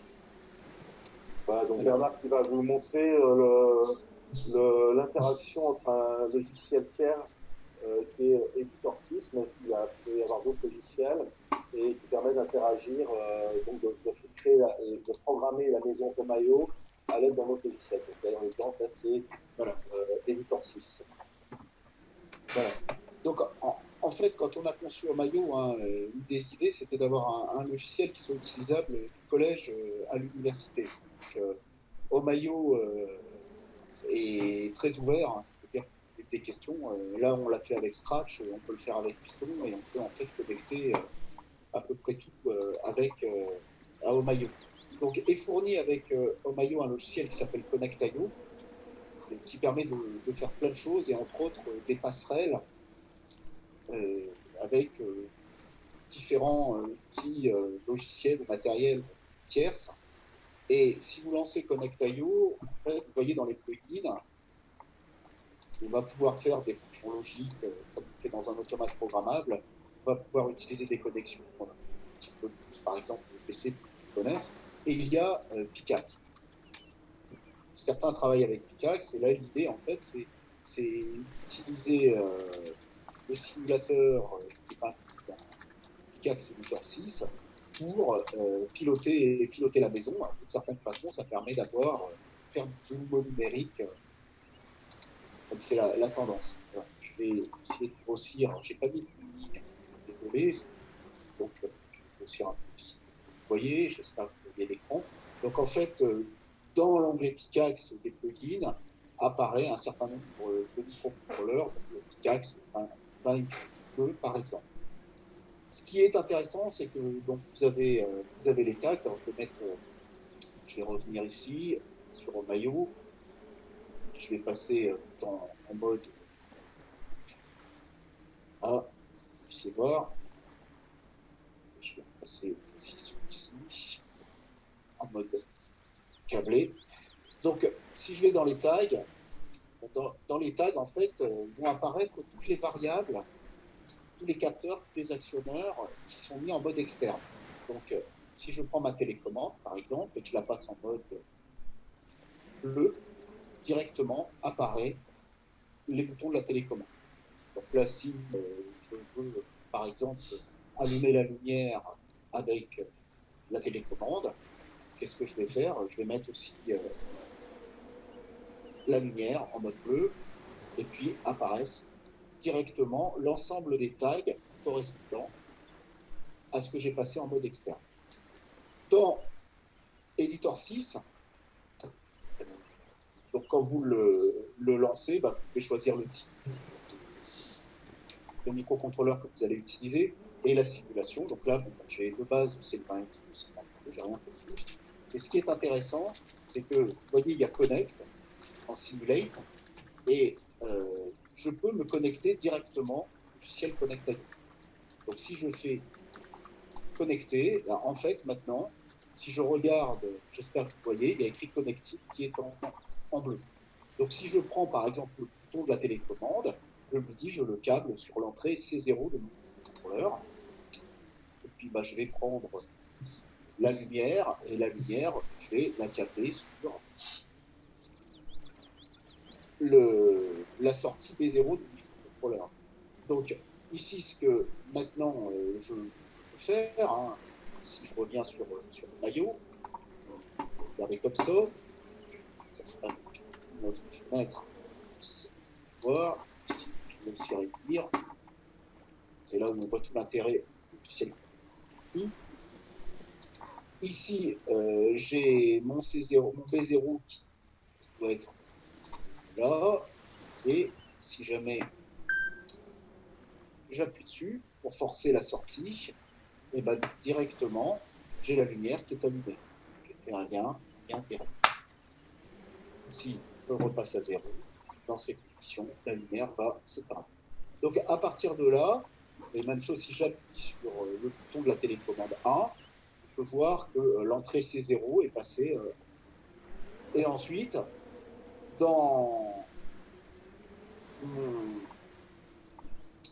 je peux faire le programme. Alors, si je le fais en bloc-li, hein, par exemple, dans ces conditions, je vais pouvoir arriver à faire mon programme bloc-li pour piloter la maison, donc là, la lumière, et peut-être gagner du temps, je vais tout de suite charger un, ça sera plus simple. Là, le salon est bon. Temps, ça doit se charger. J'espère que vous le voyez. Donc ça charge. Voilà. Et donc là, on voit le programme avec le même principe forever, hein, parce que ça doit tourner en permanence. Si j'ai l'entrée C0, alors je vais mettre la lumière sur 1. Si j'ai l'entrée C2, je vais mettre la lumière sur 1. Si j'ai l'entrée C1, j'éteins la lumière. Si j'ai l'entrée C3, j'éteins la lumière. Donc là, en fait, ça reprend exactement l'exemple que nous avons fait Michel. Je vais faire exactement le même câblage. Je vais passer le variateur en mode externe. Je reviens dans Connect IO.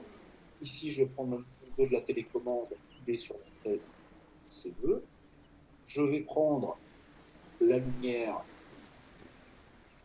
que je mets sur C1, et puis il ne reste qu'à prendre le bouton bas de la télécommande. Voilà. Je vais mettre sur C3. Et donc, une fois que j'ai fait ça, là maintenant, je vais pouvoir lancer ma simulation. Je vais sur Simulate, je passe en Run. Donc, ça devrait démarrer, si tout va bien. Voilà, donc je vois que je suis en running, ici, et donc théoriquement, si je vais dans ma maison, si j'appuie sur la lumière doit s'allumer, si je l'appuie sur la lumière doit s'éteindre. Enfin, presque. Voilà, ça fonctionne.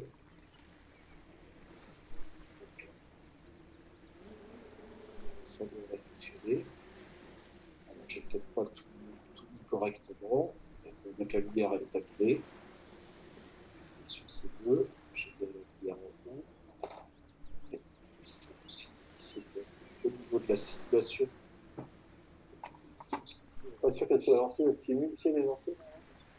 Oui, oui, je suis bien, mais après j'ai peut-être le temps de cycle qui est pas. Je vais en faire ça aussi. Oui. Ici, un petit peu. On puisse le voir. Je vais passer en stop. Théoriquement, ça devrait passer en jaune et je ne le vois pas en jaune. Là. Je sais pas pourquoi. Donc voilà, donc C'est l'effet des mots. Bon, donc normalement, effectivement, on a les blocs qui se mettent en surbrillance au fur et à mesure de l'exécution du programme. Bon, voilà. Alors j'ai tellement de choses qui sont en train de tourner, Ouais. c'est pas possible. J'ai un petit souci, petit souci avec ça. Mais C'est pas bien grave, mais bon, dans l'esprit, bon, c'est j'ai la démo. voilà, tu peux interagir avec un logiciel. Voilà, ben, ça marche. Ça marche.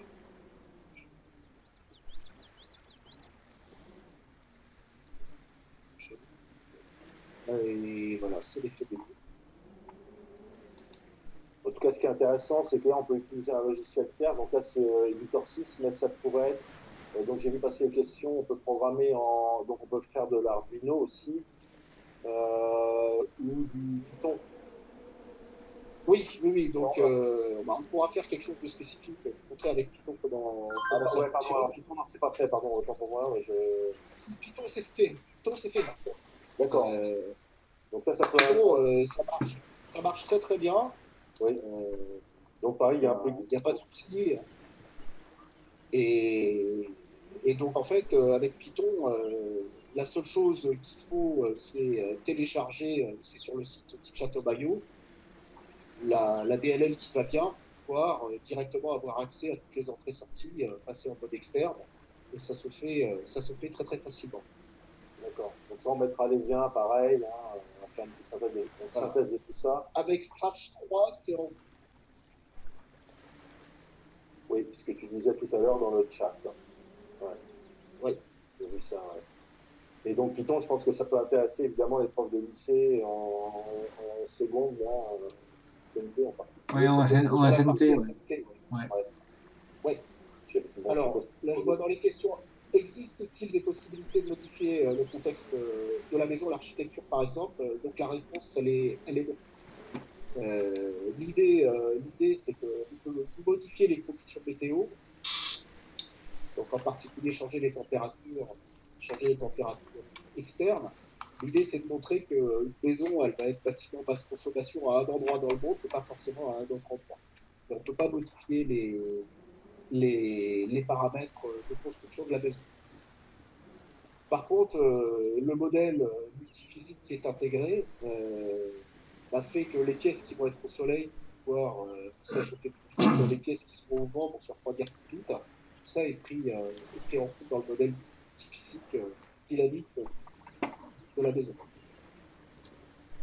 Bernard, je peux me permettre une petite remarque? Oui, vas-y. Chose que je n'ai pas évoquée, mais c'est volontaire, mais que toi tu as souvent évoqué quand on en discute, c'est que on peut aussi mesurer les consommations. Oui, tout à fait. Et ça, d'un point de vue didactique pour les élèves, c'est drôlement intéressant parce qu'on voit vraiment les grosses consommations par rapport à plein de paramètres. Voilà.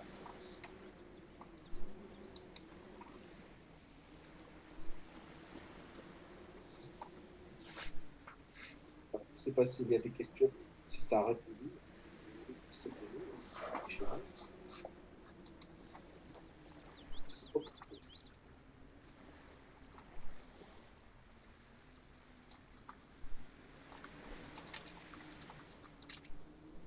c'est ça.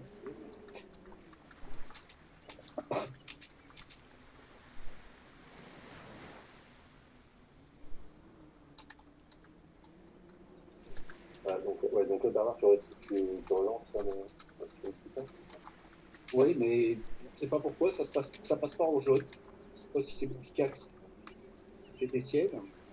Bon, j'arrive pas à le voir tourner, théoriquement, on devrait le voir. Alors, en tout cas, ceux qui utilisent Pickaxe, sachez que ça. Bon, voilà, ok, c'est des faits des Ouais. tu- Ça y est, tu vois. Voilà, là, ça va fonctionner. Je pense que j'avais pas un temps de simulation. Il était trop petit, donc il n'arrivait pas, quoi. D'accord. Là, Donc, maintenant, ce qui est intéressant, là, justement, c'est qu'on peut voir en parallèle l'exécution du programme et l'effet sur la maquette virtuelle. Et pour ceux qui ont du matériel Pickaxe, ben, on peut faire la même chose, hein, le pendant de la porte de garage, du portail, etc. Voilà. C'est ça, c'est l'intérêt de ce logiciel Pickaxe qui est gratuit aussi. C'est que vous avez la formation en bloc la simulation, le mode simulation qui permet de voir l'exécution du programme qu'on peut ralentir. Donc là, bon, il y a l'effet démo, puis l'effet vidéo là, qui fait que il y a un petit souci, mais bon, voilà, ça fonctionne. donc, théoriquement, ça marche bien. Ça marche bien. Et aussi, ce qui est intéressant dans Editor 6, c'est la programmation en logigramme. Donc, on a une présentation un peu sous forme d'algorithme qui est intéressante. Enfin, là, on ne va pas s'étendre là-dessus, mais l'intérêt de ces logiciels aussi. C'est bon. Voilà, voilà. Je ne sais pas, Bernard, si tu as des choses à ajouter là, autour de ça. Bon, quand même, toi, tu es à l'initiative hein, de ce logiciel. Ouais. Ce que tu disais, c'est un logiciel qui a été créé il y a 6 ans, qui est supporté par la société Riot Games. Oui, en fait, c'est un projet de R&D entre mon université, mon labo de recherche, et la société Real Games. Donc, on a bénéficié d'un financement public pour développer cette maison virtuelle. C'était fait en partenariat avec l'université, c'était un projet universitaire. Oui, un projet de R&D. C'est financé en partie par le ministère, donc ça a été quand même 3 ans de travail à développer ça. Et l'idée a été d'amener une maison dans la salle de classe et d'avoir un outil qui soit attractif. Et ça l'était. Alors, juste, hein, là c'est clair qu'on a vu certaines possibilités de Obayo. Surtout pas hésiter à me contacter si vous avez des questions. Et on pourra, il faut câbler le variateur haut sur C2. Ah oui, bon, il y a C'est bien. il y a qui suit, là. Il y en a qui suivent, c'est bien. Le variateur A, haut sur C2. D'accord. Exact. Et le bouton 1 de la télécommande. Donc, on peut faire, hop. Ah, ben voilà, ça va peut-être aller mieux. Ça va peut-être aller mieux comme ça. Merci beaucoup. Et, là, directement. Voilà, super. Bien vu. Voilà, bien vu. Merci, Franck. Tout l'intérêt de mettre des noms de variables qui ont du sens. Là, bah, comme l'a dit Michel, hein, très souvent, le problème vient de modifier le programme. Okay. Je vois une question pour le Python, Bernard. Donc, effectivement, il y a quel module faut-il pour relier Python à Home.io? Alors, le plus simple, c'est d'aller sur le site Château-Maillot. Je vais mettre tout de suite le lien, que ça soit. Voilà, donc, je l'avais mis en vidéo, mais on remettra ça dans la synthèse. Ah, ça, je vais le déplacer un petit peu vers vous. Voilà. Et hop, voilà. Voilà.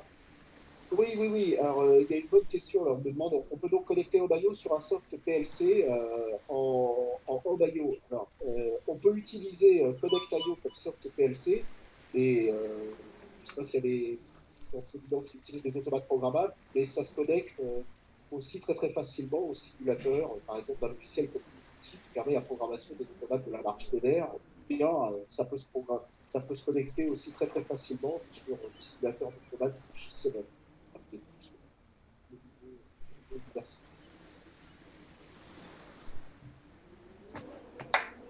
Voilà. Donc là, je pense que ça peut un peu fonctionner en internet. C2, c'est bien la télécommande, et C1, c'est moi pour répondre. Donc ici, c'est un C2, c'est bon. Ah, on est parfait. Voilà. Parfait. Pour Arduino aussi, Bernard, donc, on utilise quoi pour Arduino? Tu disais Arduino? Alors, sur le site Tikchatomayo, il y a des applications utilisant l'Arduino. Donc, en fait, l'idée, c'est soit je vais utiliser un Arduino qui va piloter, un Arduino réel qui va piloter Omayo, c'est ça, ou alors on va utiliser l'Arduino comme étant l'interface d'entrée-sortie sur Omayo, et ce qui permet ensuite de connecter éventuellement des briques composantes. Par exemple, je peux utiliser un vrai interrupteur pour piloter les lumières de Omayo. C'est par exemple aussi relativement facile d'interfacer Omayo avec un assistant vocal, type Alexa. Bon, merci, on a quelques TP pour des objets connectés, c'est ça. Et vous utilisez quelle plateforme, quel environnement de programmation Arduino? Car là, bon, il y a des questions sur Mblox, qui est un logiciel assez utilisé en collège, mais je pense pas que la passerelle soit faite On entre n'a pas de Mblox. lien direct. Ouais. Ouais. Donc ça, Directement, je ne sais pas si Mblock a la possibilité de s'ouvrir oui, il y a sur techniquement, il y a la l'extérieur. possibilité, mais je crois pas que ce soit développé. Enfin, je pense que je saurais si ça l'était d'ailleurs. Oui, Cependant, donc là, tu utilises, enfin là, le contexte Arduino, ce serait de la programmation en langage C avec l'environnement natif d'Arduino. C'est bien ça? et ça serait plutôt ça, oui. Ça serait Ouais. plutôt ça. Du coup, il faut regarder si ça intéresse des gens. De toute façon, il y a des tutos, des liens que tu as communiqués. Bernard, des Et moi, c'est Richard. Ça me permet d'intervenir sur Arduino. Oui, Si tu me permets, vas-y. Arduino, ça ne sert d'interface. Elles ne sont pas programmées avec Arduino à la maison. Voilà. C'est clair là-dessus. En Si, tout cas, moi, c'est ce que j'ai eu. oui, toi tu l'utilises comme ça, mais on peut, hein. Ah, d'accord. Je ne savais pas. Oui, on peut, il n'y a pas de souci. Tu D'accord. peux soit l'utiliser en tant que carte d'interface d'entrée-sortie, soit vraiment faire un programme de commande. Et tu peux même, si tu as deux Arduino, tu peux envisager d'en utiliser un comme carte d'interface d'entrée-sortie et l'autre comme contrôleur. Oui, ça d'accord. Et tu peux aussi faire ton programme et en même temps faire le lien avec Omayo. Mais bon, on est plus sur de la programmation en C, hein, c'est clair. Il y a aussi des collègues qui utilisent avec App Inventor pour développer des applications pour piloter la maison avec des applications sur smartphone. App Inventor, on a fait ce qu'il fallait. Ah, ça, c'est intéressant, ouais. Ça se connecte assez facilement à Omayo. Donc App Inventor, un logiciel qui permet de créer des applications sur smartphone ou tablette Android. Ouais. Donc donc qui est utilisé en collège, en lycée, et donc ça donne l'accès à la création d'applications personnalisées qu'on va embarquer sur son smartphone ou sur sa tablette. Donc ça c'est super intéressant aussi. À ce propos, on propose à A4 des vidéos sur App Inventor. Voilà, donc pour ceux qui s'intéressent. Par contre, là, pour le coup, je découvre en direct là, la possibilité d'interagir avec App Inventor et Mario. Donc ça, on va se pencher là-dessus aussi.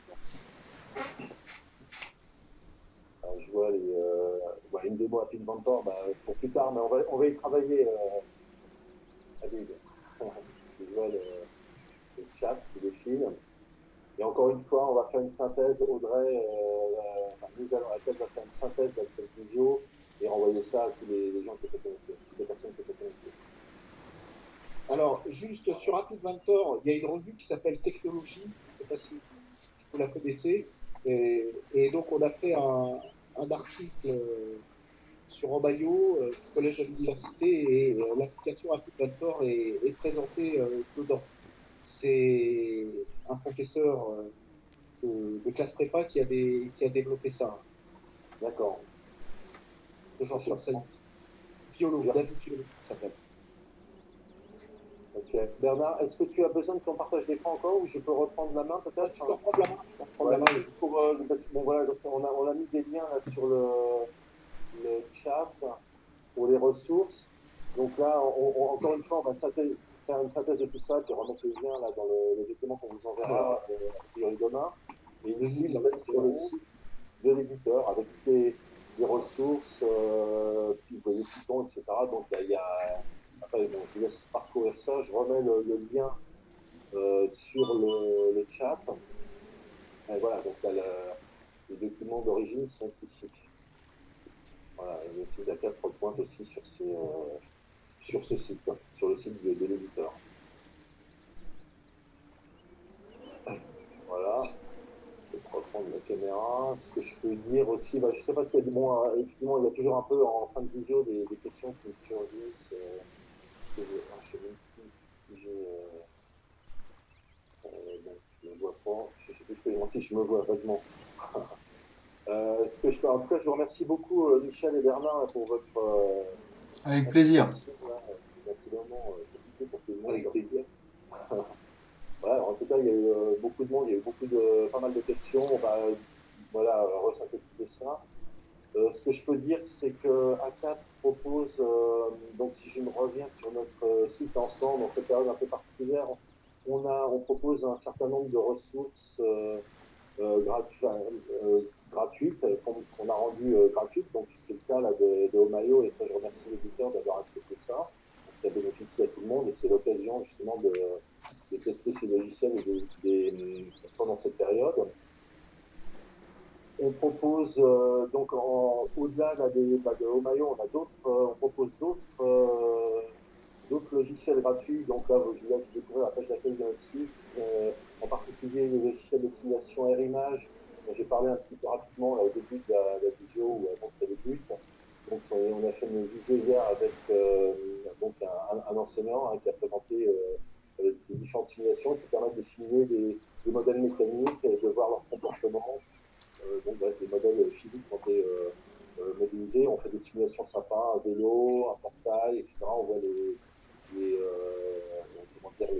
contraintes physiques qui vont être appliquées sur un modèle simulé. Vous avez aussi un logiciel de simulation modèle Smart 3D qui permet de simuler des ossatures type prévues, d'appliquer des forces. Ce qui est intéressant, c'est on va pouvoir le comparer avec des modèles réels. On propose là ici donc un kit pareil qui va permettre de créer ses propres structures avec un système de connecteurs très simple. Et donc on pourra même utiliser à distance. Vous avez des collègues, en tout cas des élèves, des parents d'élèves qui ont opté pour l'acheter parce que ça permet de faire des manipulations concrètes sur du matériel pendant cette période de confinement. Voilà, donc on s'efforce de proposer voilà, ces ressources. Et encore une fois, voilà, vous avez aussi un dragster là, qui est aussi une occasion d'expérimenter à la maison, de manipuler. Effectivement, en ce moment, tout le monde est collé sur les écrans, mais il y a quand même moyen de faire des manipulations concrètes sur du matériel. Voilà, voilà. Donc ça, je vous laisse découvrir ça. Bon, et on a évidemment notre programme de visio là qu'on réactualise toutes les semaines et voilà, connectez-vous au visio. Si pendant que encore vous êtes connecté, donc là je clique sur la pastille Visiothèque, qui sont nos visioformations, vous connaissez puisque vous êtes inscrit. Et ici on a un questionnaire. Ça c'est intéressant que vous répondiez à ça pour ceux qui sont encore connectés. Donc j'ai copié le lien là sur le chat. Et merci de répondre à ce questionnaire. Ça nous permet aussi, nous, de nous adapter à vos demandes. Voilà, c'est comme ça qu'on a proposé une vidéo à Team Mentor. parce qu'on voit qu'il y a beaucoup de demandes autour de ça. Et donc, on a proposé des sujets. Donc, ici, je vous laisserai répondre, cocher les cases qui vous intéressent. Tinkercad aussi, voilà, on a fait une vidéo autour de Tinkercad qui était présentée aussi par un prof de techno, ça permet d'échanger. Et à la fin, vous pouvez mettre vos commentaires et surtout les vidéos qui ne seraient pas proposées dans cette liste. Donc n'hésitez pas à voter pour des vidéos et à donc préciser indiquer celles qui pourraient vous intéresser et on fera en sorte de vous proposer ça. Voilà. Donc, voilà, j'ai pas grand-chose d'autre à rajouter. Je sais pas, Michel, si tu es toujours là. Je suis toujours là, passionné, attentif, je suis toujours là. Voilà. Donc, voilà, il y a des questions moi, qui m'intéressent. Je pense qu'il intéresse tout le monde aussi, c'est de savoir comment vous vous débrouillez en ce moment avec les élèves pendant la période de confinement. Donc, il est loin d'être, c'est pas, évidemment pas évident en ce moment. Comment vous interagissez avec vos élèves. Je ne sais pas, tu veux peut-être parler de ton expérience, Michel? Interagir avec les élèves, c'est à la fois simple et à la fois compliqué, mais le compliqué, il vient un petit peu de moi parce que, tu as dû remarquer, hein, je ne mets pas mon visage sur les réseaux, donc tout ce qui est classe virtuelle et autres systèmes du même genre, je ne pratique pas. Par contre, je me suis transformé en secrétaire depuis le confinement parce que je réponds à des centaines de mails, et sans exagérer, par jour. Je sais pas, je suis dans la tête de 2000 ou 2500, enfin c'est de la folie douce. Et puis en fonction des semaines, en fonction des activités envoyées, en fonction de l'actualité aussi, il y a soit beaucoup de retours des élèves, j'ai compté 82% ou mieux, et puis à partir du moment où on nous a annoncé que les examens seraient en retour continu, je suis passé en dessous des 10% de retour. Bon, voilà, c'est des choses comme ça, d'où l'intérêt de faire cette visio, cette formation. Il y a pas mal d'élèves inscrits. Par contre, moi, j'en retiens, alors je sors du domaine techno, mais je finirai là-dessus, c'est important. J'en retiens une chose quand même très positive dans la relation avec l'élève, c'est que les échanges que j'ai depuis des années avec les élèves sont souvent, le plus souvent, mais pas toujours, très directs. Il y a rarement des bonjours, des merci, des au revoir, des choses comme ça. Et cette période de confinement aura appris à la très très très très grande majorité à écrire mieux, avec des formules de politesse, avec des mots qui ne sont pas en abrégé. Et là, il y a eu un réel progrès sur l'expression et la formulation. C'est pas techno hein, ce que je dis, mais réellement, ça c'est le point que je vais retenir en tout cas. D'accord. Je ne sais pas, bon, si d'autres souhaitent parler de leur expérience, vous avez, pour le coup, là, vous avez le micro, enfin bon, je ne vais pas imposer ça, mais c'est toujours intéressant là, de partager, surtout en ce moment, là, les expériences de chacun. Donc n'hésitez pas, pour ceux qui sont encore connectés. Alors, je vois Louane qui, je le sais, va rougir quand je dis son nom. Mais Louane qui est toujours dispo, monsieur qui crée, ça me fait plaisir, c'est gentil Louane. C'est vrai que j'essaie de me rendre disponible le plus possible, au détriment du temps. Mais oui, j'essaie de faire le maximum en tout cas. Merci Louane.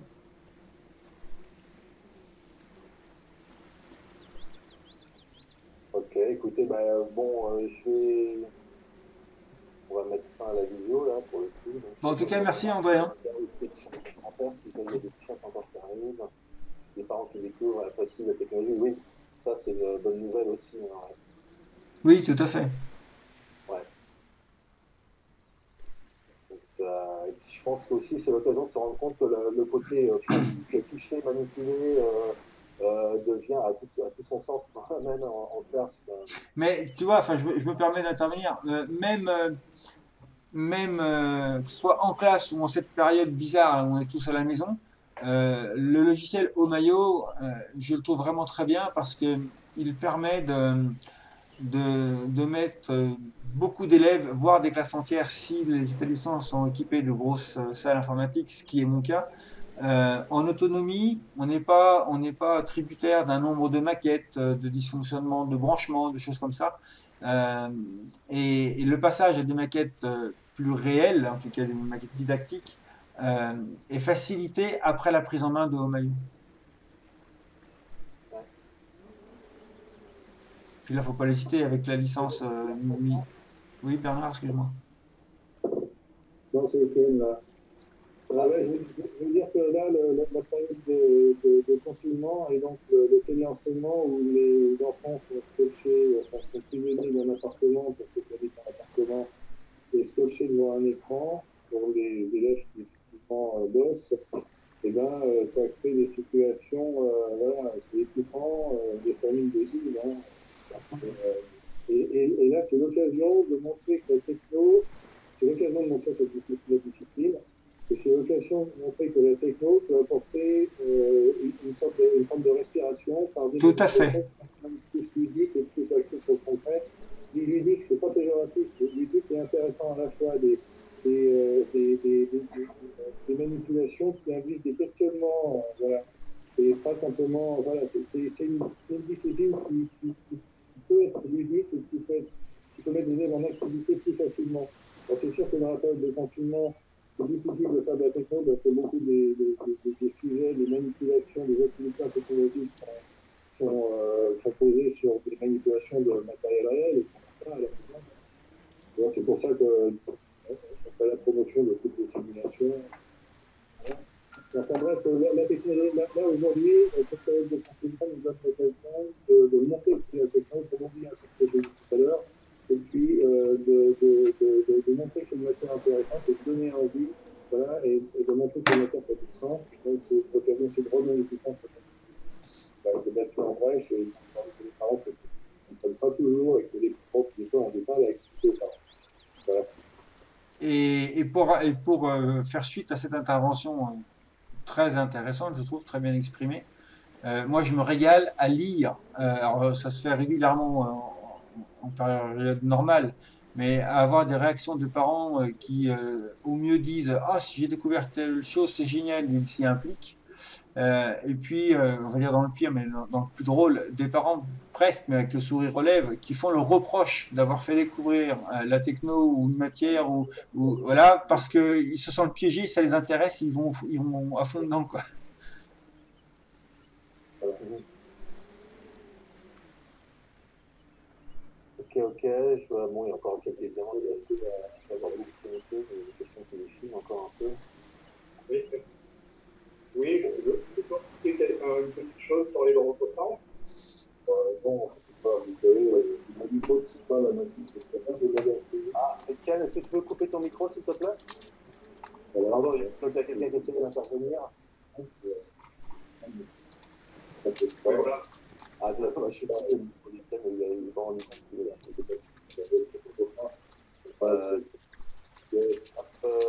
Couper le son d'Étienne, voilà, hop, c'est bon. Ah, on écoute, désolé. Alors, Richard, je suis un vieil utilisateur de Maillot, parce que ça fait longtemps que je suis d'ailleurs. Donc moi, je l'utilise au lycée. Et c'est pour aller dans le sens de Michel, c'est un logiciel qui fonctionne super bien, qui est bien ouvert, super adapté pour le confinement, parce qu'en ce moment, je suis en Amérique du Sud, et collègues du Chili, par exemple, qui utilisent l'outil pour faire des cours à leurs élèves. Et ensuite, c'est un logiciel qui marche super bien également, on ne l'a pas dit aujourd'hui, mais avec Team. Donc, moi, je l'utilise au niveau supérieur, et même avec les élèves de terminale, hein, je l'utilise avec Simulink, et ça permet de faire de la mesure, ça permet de faire la définition de données, hein, d'informations, de le traiter, et de faire de l'utilisation de Simulink avec une réelle partie opérative. Et ça marche super bien. Merci Bernard. Ah, merci pour cette remarque. Il doit pas être, il doit être assez tôt, là, pour vous, là, en Amérique du Sud. Ah oui, ouais, là, il est terminé, là. Là, il est 6h30, là. Je suis debout depuis un petit moment. Bon, bah, bon courage, hein. Et merci pour cette vidéo, en tout Merci cas. pour votre intervention, ouais. Merci. L'initiative de la gratuité au mois d'août, super. Bah, pour remercier les audiences, effectivement. Au revoir, merci encore. Merci à vous, oui. Donc il y a encore des. Bon, voilà, l'installation donc, qui se passe. Ouais, dans lequel Michel t'a répondu là, sur le chat.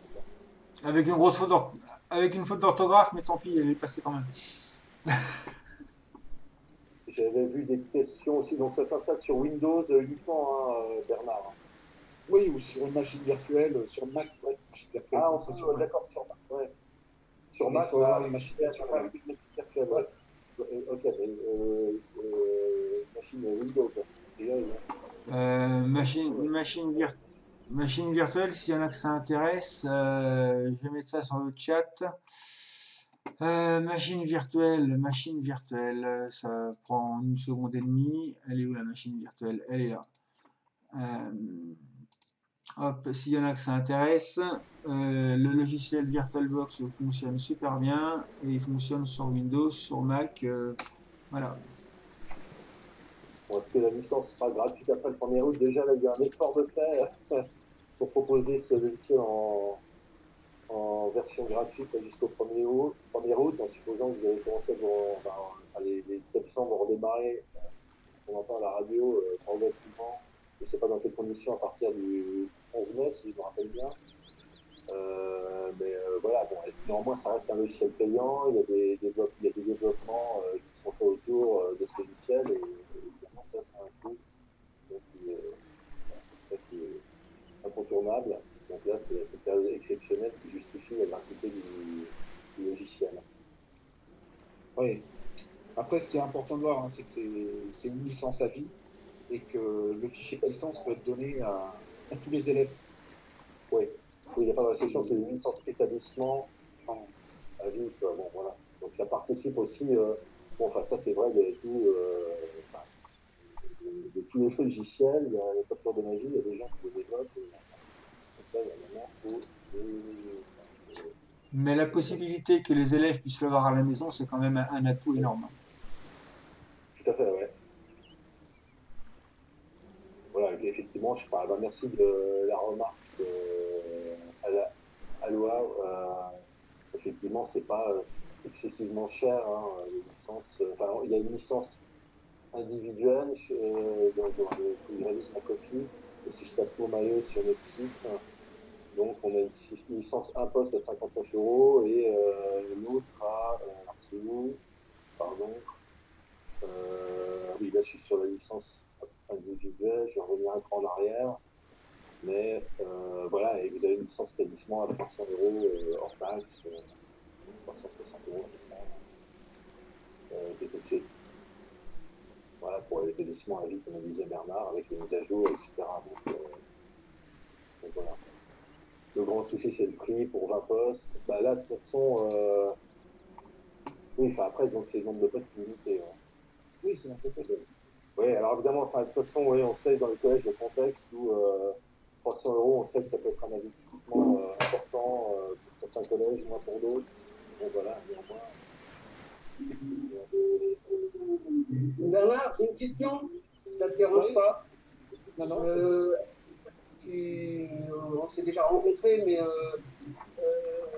tu sais, je change souvent d'établissement et dans l'établissement, c'est un nouvel intendant. Comment je peux savoir s'ils ont déjà la licence? Alors, je peux me permettre. Ah oui, parce que c'est un nouvel intendant. Alors, quand je lui ai posé la question de savoir ce qu'il y avait en licence et tout ça, moi, dans les placards des collègues, je ne retrouve pas toujours tout. Et des fois, Le simple, c'est de m'envoyer le nom de ton établissement. Ouais. En tout cas, si vous l'avez acheté chez A4, la licence, nous, on saura vous dire, oui, voilà, vous l'avez bien acheté, et on pourra même vous communiquer le numéro de la licence, le mot de passe, etc. Voilà. Et dans tous les cas, de toute façon, on pourra reboucler avec l'éditeur pour savoir si votre établissement est actuellement à un moment ou à un autre. Ok, d'accord. Direct à A4, hein, pour répondre à autre chose. Ouais, d'accord. Bah, je vous ferai un mail avec le collège et comment. Voilà, vous envoyez sur le mail techno, techno, @a4.fr. On vous répondra. Je viens de voir, c'est le prix pour 20 postes. Non, hein, le nombre de licences, le nombre de postes est limité quand on a la licence établissement. Ouais, mais c'est pour ça. Là, si je partage mon écran, sans site, Bon, à partir du moment où vous l'avez acheté, vous profitez, je suppose, des dernières évolutions qu'il y a pu avoir sur une licence, des différentes logiciels Sur le site, on met la version 1.5.0, on en est sur la 1.5.2. Oui. Donc c'est marqué sur le utilisateur appartenant à un établissement. Ouais, alors Bernard, je pose cette question-là parce que je pense que nous, en région centre, ils ont refait tous les établissements en informatique. Donc on est tous passés à Windows 10. Donc et ben, ils veulent installer que si on redonnait la licence, tous les logiciels. Donc et ben, entre-temps, moi, le collègue il est parti en retraite, mais après, dedans, moi, je n'ai pas grand-chose d'installer. Donc je suis obligé d'aller chercher chez tous les fournisseurs, de trouver si je trouve un papier. Je dois quand même intervenir. Normalement, les licences de logiciels elles sont dans les défauts des établissements. Si vous avez un comptable, un informatique niveau, doit avoir tout ça. C'est obligatoire. On a changé ils ont changé en 3 années 3 comptables, 3 intendants. Mais ils ont de l'informatique et les niveaux du collège elles ne font pas. Et ça, c'est dans les immobilisations. Et forcément, ils l'ont. Avec un minimum de bonne volonté, ils le font. Ok. Dans les IMO. Oui, c'est l'immobilisation, ça fait partie du patrimoine du collège et c'est D'accord. Merci beaucoup de l'information. Et Bernard, donc le dernier chat, là, peut-on interfacer avec TIA Portal de Sonal? Je pense que c'est pour toi, Christine. Oui. Je l'ai pensé depuis longtemps. La question d'Emmanuel, oui. Okay. Donc, voilà, ok. Sachant que je l'ai pensé depuis longtemps. D'accord. Par contre, les éléments sont dans le... Et en passant par Connect.io. D'accord. Donc, Connect.io va faire la passer. Ok. Et donc, on va retrouver ces éléments-là, enfin, les éléments techniques qui permettent donc de réaliser ces passerelles sur le site de Real Games, a priori. Oui, sur la description du logiciel Connect.io. D'accord. Donc, voilà, Connect.io, c'est ici Connect.io inclus. Je remets le lien là. Donc, par ailleurs, depuis ils sont arrivés en cours de route, on va envoyer une synthèse de cette vidéo avec les liens, etc. Je remets le lien là de l'éditeur avec l'accès aux différentes ressources de l'éditeur. Le collègue étranger est intervenu sur le lien Omayo avec Simulink. Pourrait-il nous donner un exemple détaillé pour une... Ah, ok, bon, donc c'est ça pour Hervé. Là, par contre, je ne sais pas, je ne connais pas le nom du collègue qui est intervenu.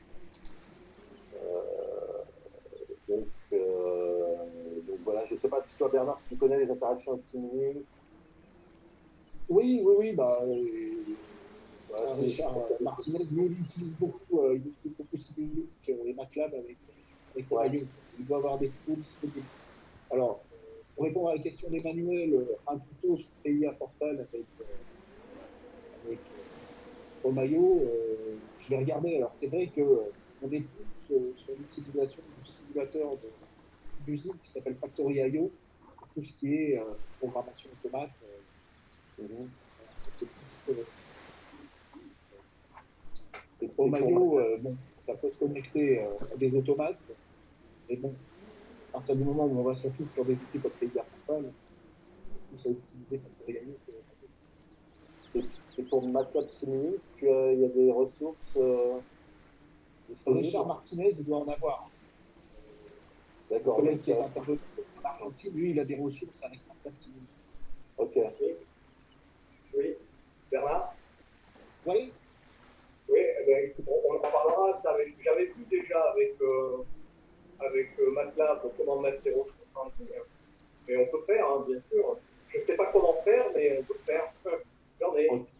En tout cas, on peut faire le relais de ça et le mettre à disposition à partir de notre site de notre base documentaire à partir du moment où vous acceptez déjà qu'on mette sur notre site. Et en tout cas, on peut faire le relais sur ces ressources. Et on peut en boucler aussi avec MATLAB si on est en contact par ailleurs. Hein. Oui, pas de problème. Ouais. Je vois ça avec Bernard, alors. D'accord. Ok. Ok.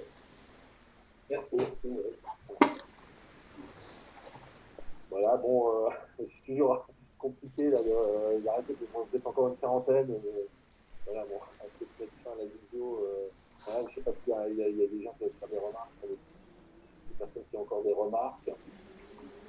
Toujours en fin de vidéo, là, que les questions surgissent ou non. En tout cas, on vous remercie d'avance pour votre participation à cette vidéo. Enfin, plutôt. Et puis désolé de m'être trompé avec Jax. Hein. Non, mais il n'y a pas de. Bernard, t'inquiète pas. C'est mec, hein. T'inquiète pas, on était deux. On se retrouve dans voilà, c'est une manipulation concrète et nous on essaie quand même, justement c'est un peu l'esprit des vidéos de la CAD de vous montrer concrètement comment utiliser les choses et voilà, on se fait évidemment pas en danger, c'est un manip de radio, mais ça arrive à tout le monde. En tout cas, ça reflète l'utilisation qu'on peut faire de tous les matériels au moment où Exactement. voilà, de ce point de vue-là, je pense que c'est intéressant aussi. De garder cet esprit de direct et de faire des manipulations voilà, qui ne sont pas juste une vidéo où tout se passe bien. Voilà, Ce qui est drôle, c'est que sur mon mail perso, là, j'ai 28 messages qui disent que c'était bien, que ils voudraient avoir les liens de Pinmi, ils voudraient... Donc, il y a des bons retours. Moi, là c'est il y a de tout, hein. Il y a des élèves, des parents, des gens que je connais pas. Mais ouais, les retours sont agréables, c'est bien. bah, effectivement, c'est bien. En tout cas, on rebouclera Michel là, pour voilà, voir si on peut récupérer les liens. Aucun souci. Voilà, qu'on puisse les communiquer à tout le monde. Bien sûr, hein, mais t'hésites pas, hein. De toute manière, je suis confiné, donc... Ok, écoutez, j'ai un peu de mal, moi, à arrêter les vidéos, là, je pense que là, bon, voilà, on va pas aller Non, l'heure du déjeuner. t'inquiète pas. Non, voilà, donc je sais pas si vous avez d'autres choses à ajouter, sinon, voilà, moi, Bah, pour la finalisation de ton document, t'hésites pas à reprendre contact, hein, il n'y a pas de souci. oui, on va le faire. Donc ma collègue Audrey qui est peut-être encore connectée, enfin, je vais reboucler avec elle, et on a collecté toutes les remarques et questions du chat. Je pense qu'on a répondu à la plupart. Et celles auxquelles on n'aurait pas répondu, on va s'efforcer de répondre à posteriori voilà, dans ce mail de synthèse qu'on enverra à tout le monde. Ouais, je te laisse l'initiative, je te laisse juste l'initiative de me recontacter, hein, t'hésites surtout pas. Oui, bien sûr, oui. Voilà, télécharger mon fichier Scratch impossible. Bon, on verra ça. Je pense qu'il faut faire enregistrer. Oui, exact. Oui, Bernard, c'est un sujet, quand on clique dessus, il y a tout un paragraphe de ligne de code. Il faut faire enregistrer la cible du lien sous. Voilà. Ok. Bon, bon appétit. Ouais, je vais Ouais. Moi, tout le monde. À bientôt. C'était chouette. Au revoir. Au revoir à tous. Merci beaucoup.